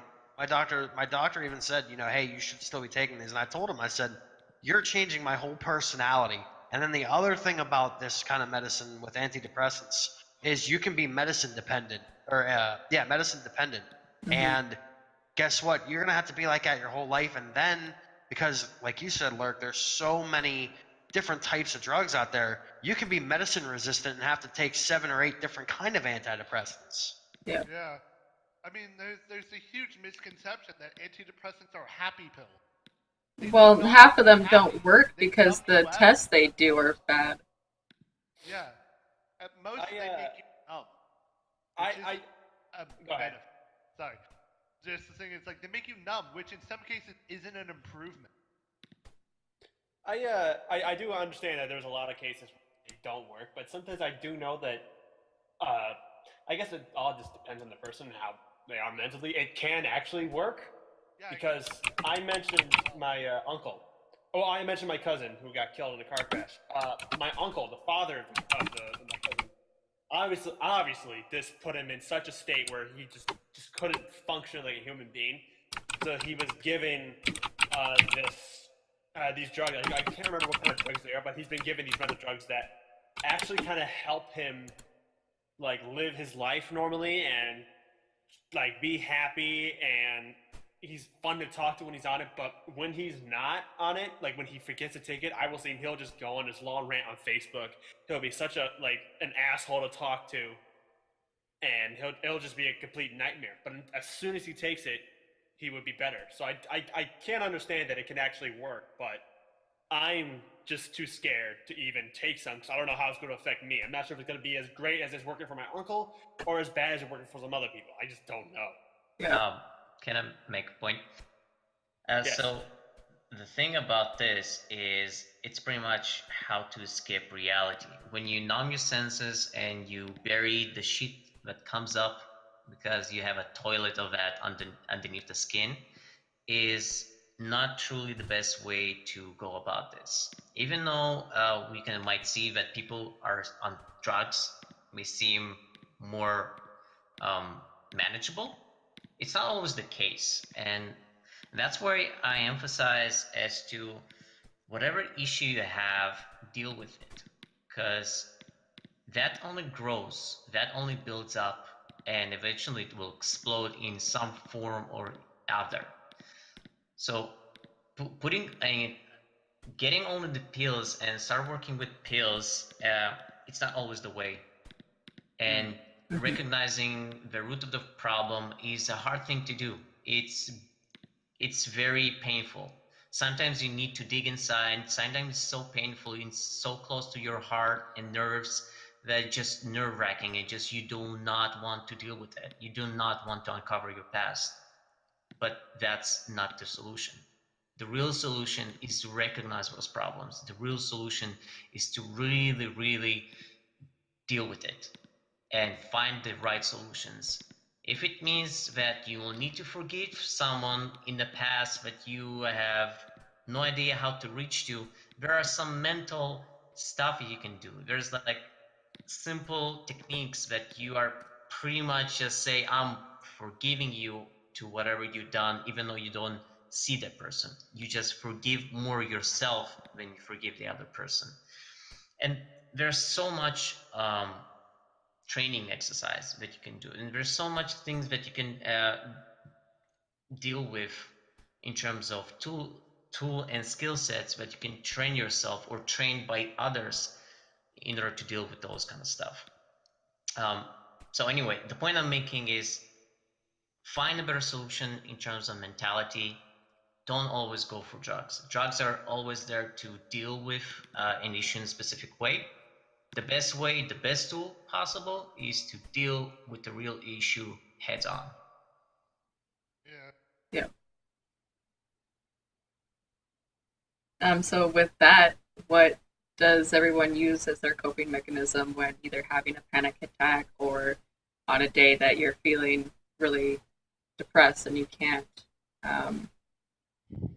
get out of bed? No. Well, for me, oh, well, you can go. No, okay. For honestly, like, what actually helps me out a lot, and I'm pretty sure a lot of people will agree with this, is music.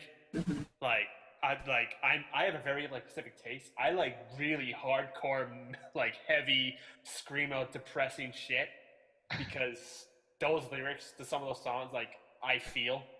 Yeah, when I'm really angry or like extremely depressed, screamo music is my shit. Yeah. There's a song that I play called yeah, literally those.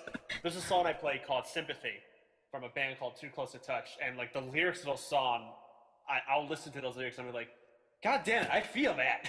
I understand what he's saying / screaming. To be fair, that's not the heaviest song that I listen to, but it's just I just like listening to sad songs, and I like watching sad movies. I mean, Because like I'll play that and I'll be like, yeah, I understand that. It makes me feel better that I'm watching something or listening to something that has the same feeling I do. It makes me feel like I'm not alone. Yeah. yeah. I mean, for my coping mechanism, I don't really have a mental illness that requires coping. ADHD isn't really one of those. Mm-hmm. ADHD for me, it's like I get the feeling it's like I have to have something in my hands. So would you suggest a fidget spinner for people, or do you just think those are stupid? I tried a fidget spinner. It worked. It isn't the fidget spinner in its entirety that's helping. It's the fact that you have something in your hands. For me, since a child, I've had this thing, and my mom has it too, where we have this thing that she calls it, and I adopted the name. It's called a whoopee. I'm sorry, Will be? It's a piece of fabric that you just like roll up and like fiddle with in my hands. Okay. So I'll have a small piece of that in my pocket. So and or just in my hand. So I'll just absentmindedly be fiddling with that. So that's like really how I deal with my. So just having something to kind of I'm fiddle. literally doing it right now. Also, just so you know, I'm literally fiddling with it right now. I'll like fold it, and rub it, and like roll it up. But it's like you like rubbing your whoopee. no, but it's a thing where it's like for people like me, like ADHD and stuff like that, it helps to just have something in your hand to just fiddle with. Whether or not that's a fidget spinner is whatever, or if it's like a fucking piece of fabric like me, or a pen that you always click, or something like that. Sometimes chewing on pens help. Yeah, but then you ruin your pen. Ah, well, fuck pens. Hey, Basically, here's what you do. You get a pen that you write stuff with. You get a pen that you write stuff with, and you get a different pen that you can chew. Therefore, you still have a good pen, and you're chewing on the one that's helping you out. There you go, compromise. Buy more than one pen. Just pray to God the pen doesn't explode and you have ink all over your mouth. Note to self, take out the ink before you chew the pen. There you go. Get one of those that erase the pen. There you go. Erase the ink. You can just erase that ink your tongue and be like, this sucks. You know how they erase, right? They use friction. That's not pleasant. It's not a pleasant thing. Just Yeah, creating no one likes friction friction in their mouth. Why does that sound weirdly sexual? Well, I Why mean, does everything that you was the say point. sound sexual? Look at the group of people we are. That's true. This podcast got very weird very fast. Yeah.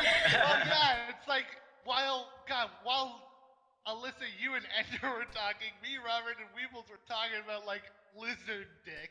Okay. No, Well, so let's get back on topic. Enter and Weebles, what do you do or have done?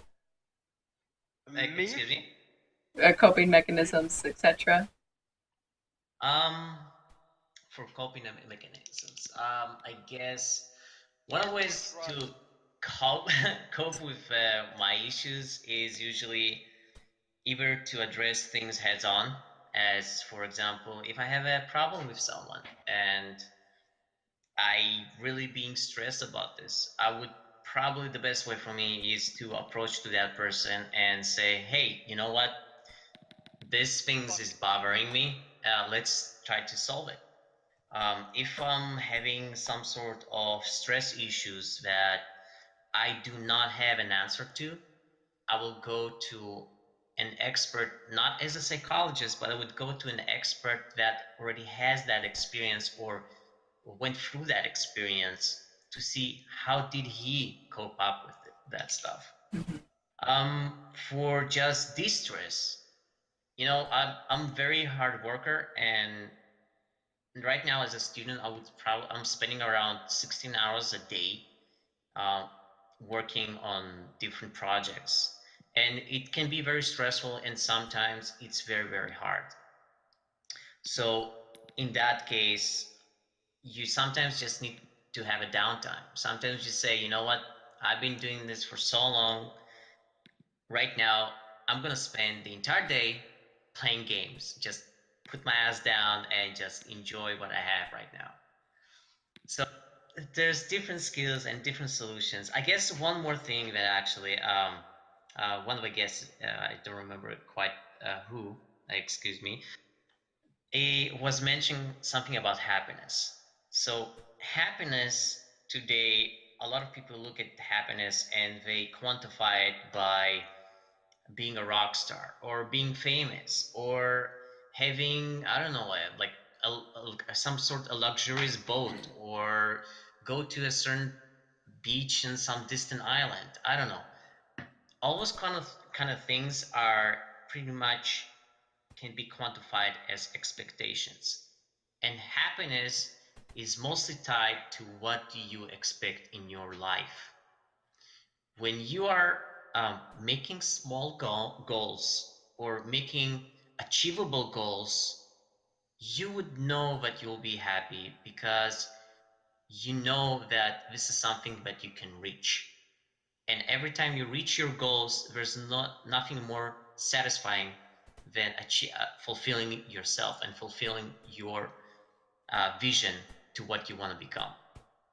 So happiness, you just to make this clear, happiness is an expectation that you gonna quantify it yourself. So if you have lower bar of expectations that you build on top of that to progressing in your life, you most of the time will be happy.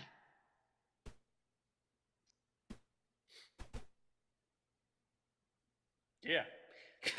So much to say. Yeah, Yeah. I agree. Wes?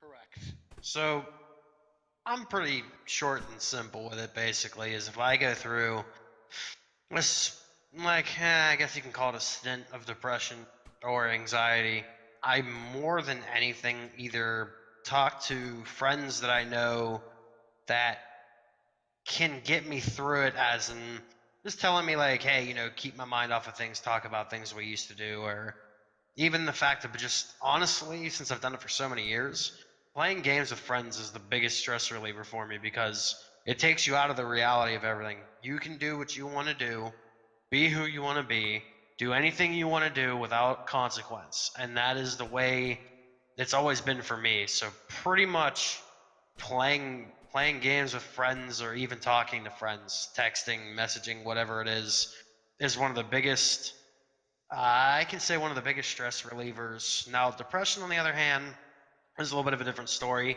I actually have to, like, I work with my dad. He owns a body shop. I actually have to be hands-on, very hands-on when I do that kind of stuff, because my depression, when it takes hold, I don't do nothing, but I have to keep my hands dirty. I have to keep working. I have to keep doing things. Kind of like the whole fidget spinner thing. I got to kind of do that, but only more physical labor and everything like that. So playing with friends and working, getting my hands dirty are the two ways that I use coping mechanisms. Yeah, playing with is a great way to relieve stress, unless you're playing. But yeah.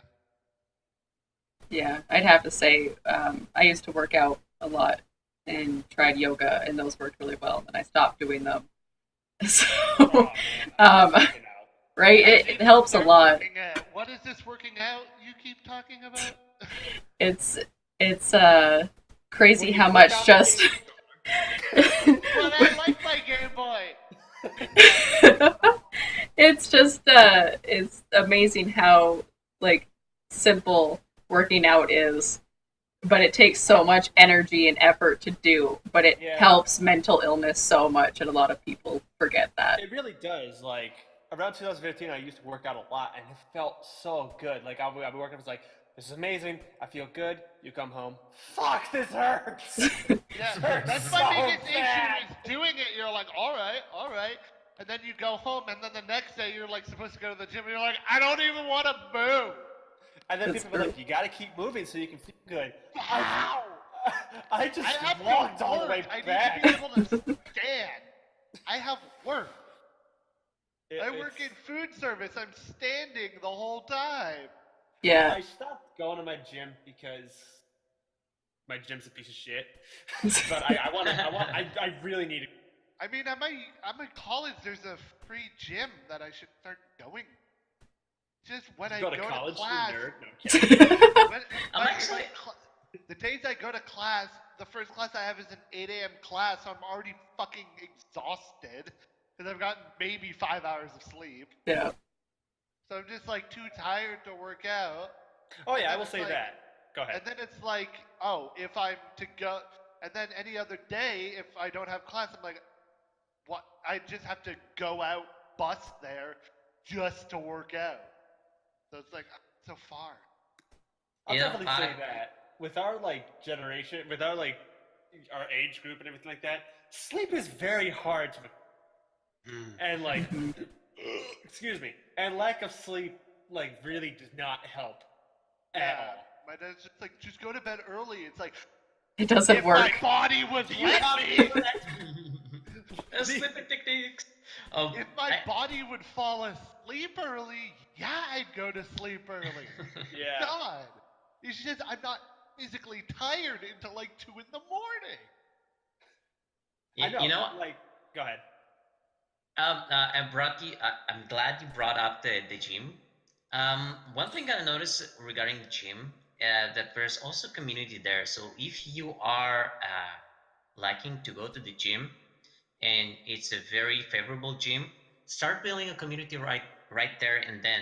Because once you get to know the regulars, it's going to be so much satisfying to go there and start training.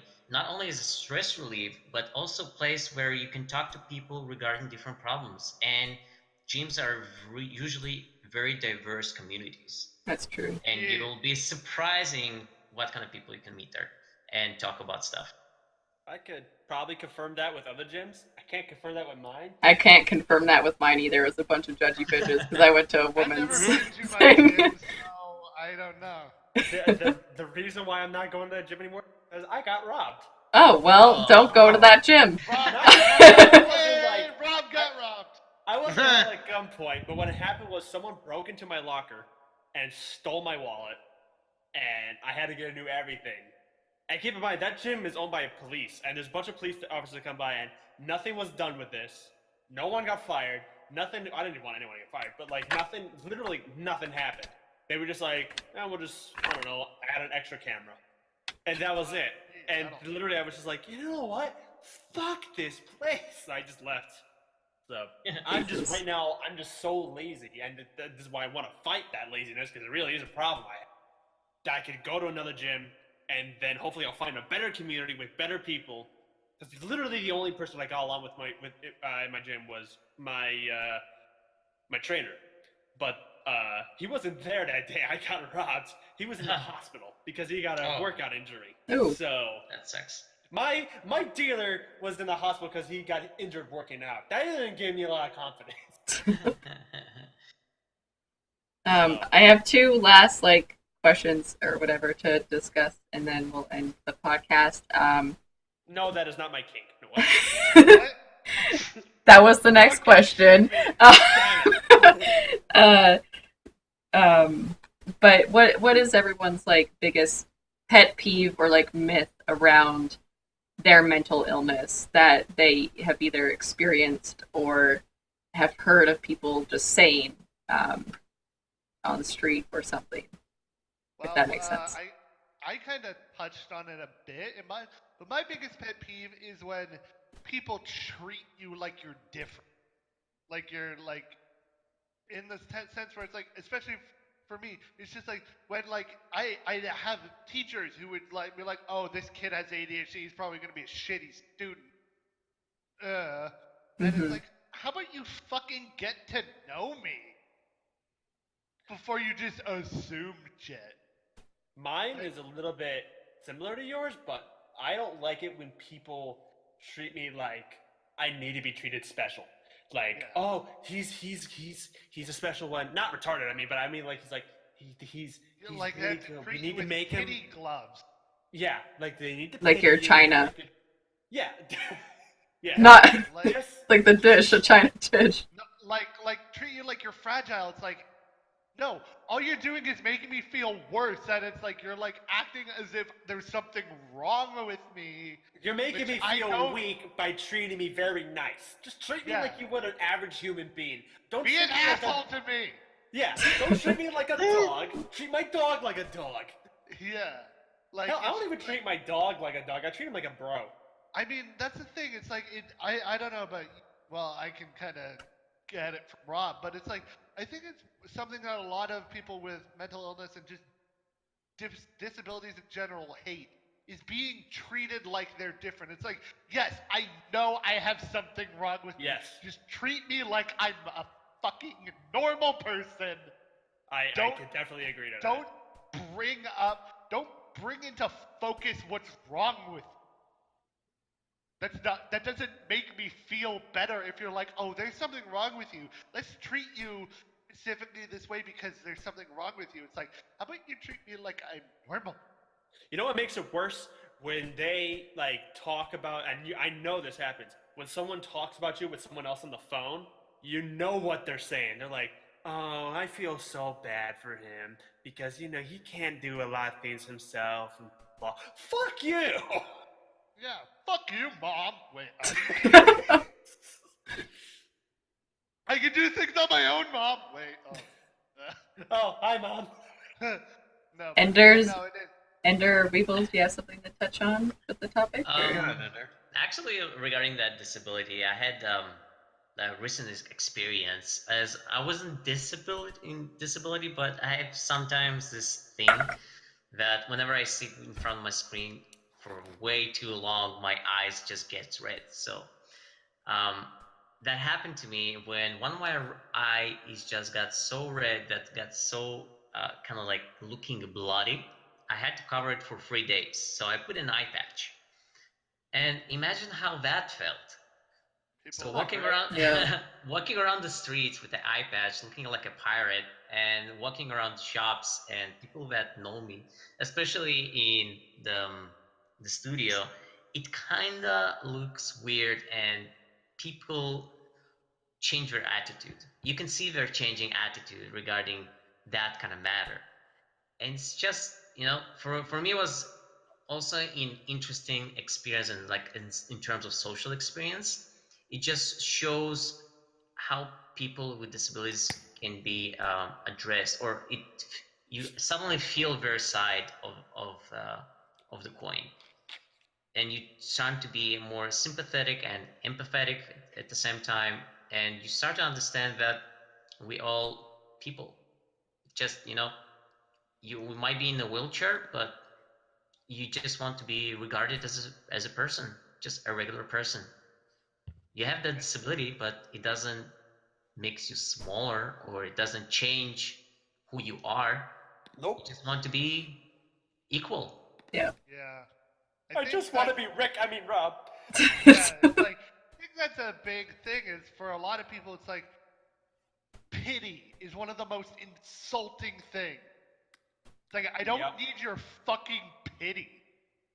It's like there's a difference between being empathetic and understanding, and then just pitying and basically looking down on. It's like being pitied is one of the worst feelings. Because they're like, "Oh, you're lower than me, so I'm gonna think less." Fuck you. Yeah. Assumptions are the worst, honestly. Oh, People that yeah. assume all different kind of things about you because of how you are, maybe how you act or how you look. Assuming makes an ass out of you and me both. So people assume, oh yeah, he's got this kind of problem, like you guys are saying. Oh, he needs more help or he needs more attention. Hey, you can go fuck off. I don't need your help or your sympathy. Don't assume who I am. Don't assume what I know, and don't assume what I do, because you have no idea what I'm capable of. You don't know what I do. So assuming, that is my biggest issue. Yeah, I can put my pants on myself, Mom. Pretty much.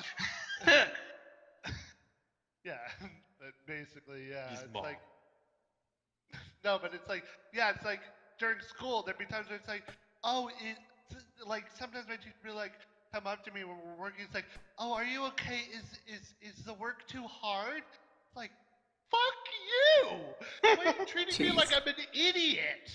I could see you doing that. Like, Just being we're like, not no. saying like go ahead and just like treat us like assholes. Just treat us again like you would any other normal Like a human normal being. Yeah. Don't need sympathy. We don't need pity. Just understand that we're having a hard time, but we can handle it. Understanding Yeah, is right. the first thing, and I think that's the biggest thing I would like people to take away from the podcast and just the whole assumptions in general with mental health is like we're all different. We're all normal people, though. If we're having a bad day, treat us like you would. Like, don't go easy on us. Don't treat us like we're super fragile. Um, it's just there's just so much. Like, Yeah. My biggest pet peeve is I had some friends that I confided in on one of my coping mechanisms that was not very good, and whatever, and they didn't understand. I don't think they understood anxiety and depression very well, and they were just like, "Well, don't do it." And if I know that you're doing it, then I'm going to tell. And it's like that doesn't stop me from doing anything. That just means I'm not going to talk to you about anything ever again. Yo, you Like- too sad? Just don't. Yeah, exactly. It's the same thing. Just stop being sad. It's like, Yeah. yeah. Gee, if only it was that easy. Yeah.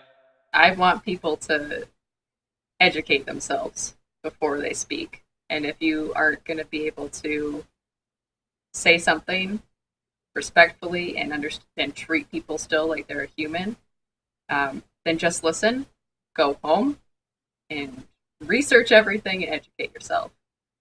Check yourself before you wreck yourself. I was Amen. just about to say that.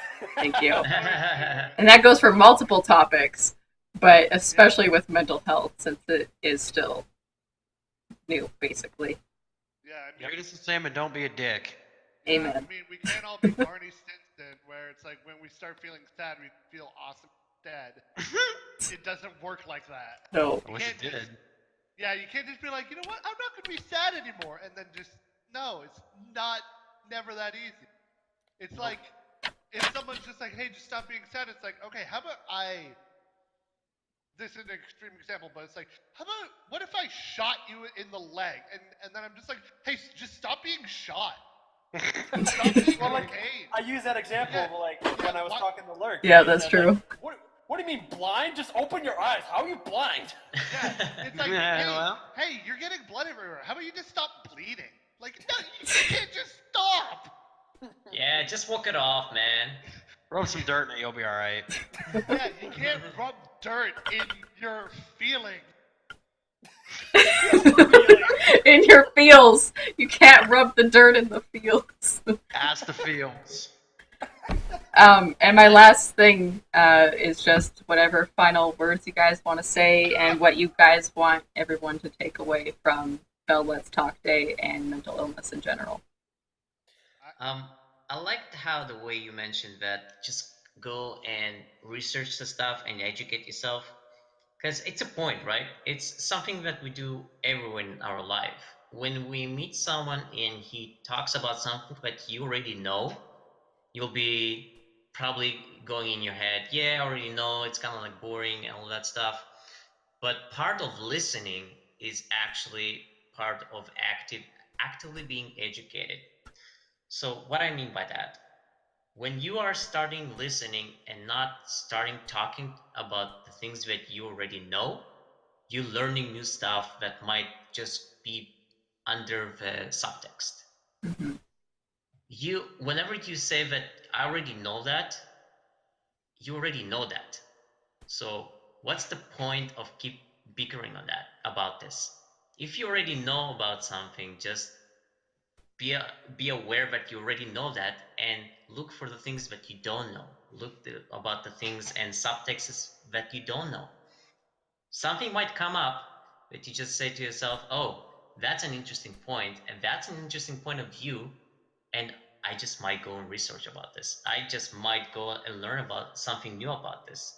Just keep in mind and be open-minded regarding any small stuffs. There's always something to learn. Yes. Yeah, and really, what I have to say is also just research and educate yourself, and don't pity people. Treat them, treat us like fuck, like normal people. Don't treat him like fuck. Don't treat them like fuck. Unless he asks you to treat him like fuck. Well, Yeah. then. treat them like you would anyone else, and we need to get rid of the stigma of mental illness. Just because someone has a mental illness doesn't mean they're dangerous or or scary or they're inferior or whatever. They're just like you. They just have a problem that they're trying to deal with. Biases in general are not good. Yeah, but just bias and stigmas in anything. Like it's so stupid why there are stigmas for certain things. For God's sake, there's still a stigma over tattoos. For God's sake, like you need to get rid of the stigma. Yep. Rob, Wes? I'll say this for anyone who's struggling with, the same thing I have, really fucked up depression and everything like that. It may sound redundant when I say this because a lot of people say it, but it's absolutely true, and even I need to understand this. You are not alone. There are many people like you who are ready to listen and ready to hear you out. No one will always have the answer for you, but there will be someone there that will always have your back no matter what. And even when you think like you've lost people, you'll come across people like Lurk who come across at like the most random times you'll need them, and they'll be by your back no matter what. Yeah. Oh, you're And they'll sweet. give you the best memes. And they'll give you the best memes. You could just be playing a game of Nazi zombies and just meet this random person, and you end up being friends for the next 10 years. Yeah. And I totally agree with Rob here. Whatever you guys, or whoever is listening, whatever you are issuing or having an issue with, just be aware that already someone went through that and someone that persevered through that. You're not alone, and that's going to be also just going to happen to someone else. And maybe you're going to be the one who's going to reach out and help the other person. Just You're not remember, alone, motherfucker. there's always someone that has the experience and has the guidance for you to go through that. You. Yep. Yeah. My closing statement on this is there's three things: be a friend, reach out, get help touch if you me. need it. Yeah, pretty much. So pretty much, if you're like everyone said here, if you're having issues, if you're having problems, seek help. Do not hide it. Don't sit there and say I can do it. You need people around you, and I mean, like, there's people like us, this little group here, that understand what people are going through. So you need to find that source. Go to those people, talk to them, understand what's going on, and like everyone else has said, do your research, check yourself before you wreck yourself, because you judge somebody on what they have, you can point one finger, but there's four pointing back at you. Yep. So, Well, on that note too, my DMs are always open. A lot of people already know that. Message me if you don't have anybody, or if you want to take the next step in reaching out. Message.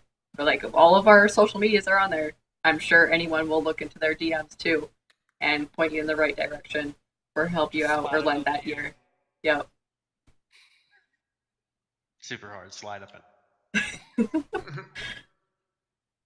Great. Well, again, thank you guys for being part of this podcast. It means a lot to me. Thank you for hosting. Oh, thank yeah, you. thank you for letting us in. Hopefully I can Thank have you you for guys creating in something some. Hopefully I can have you guys on another podcast sometime. Maybe Funner topics. Yeah, I just for everyone who's watching live or on YouTube, my podcast will not always be almost 3 hours long. This, yeah, my thing says 2 hours and 47 minutes and 6 seconds.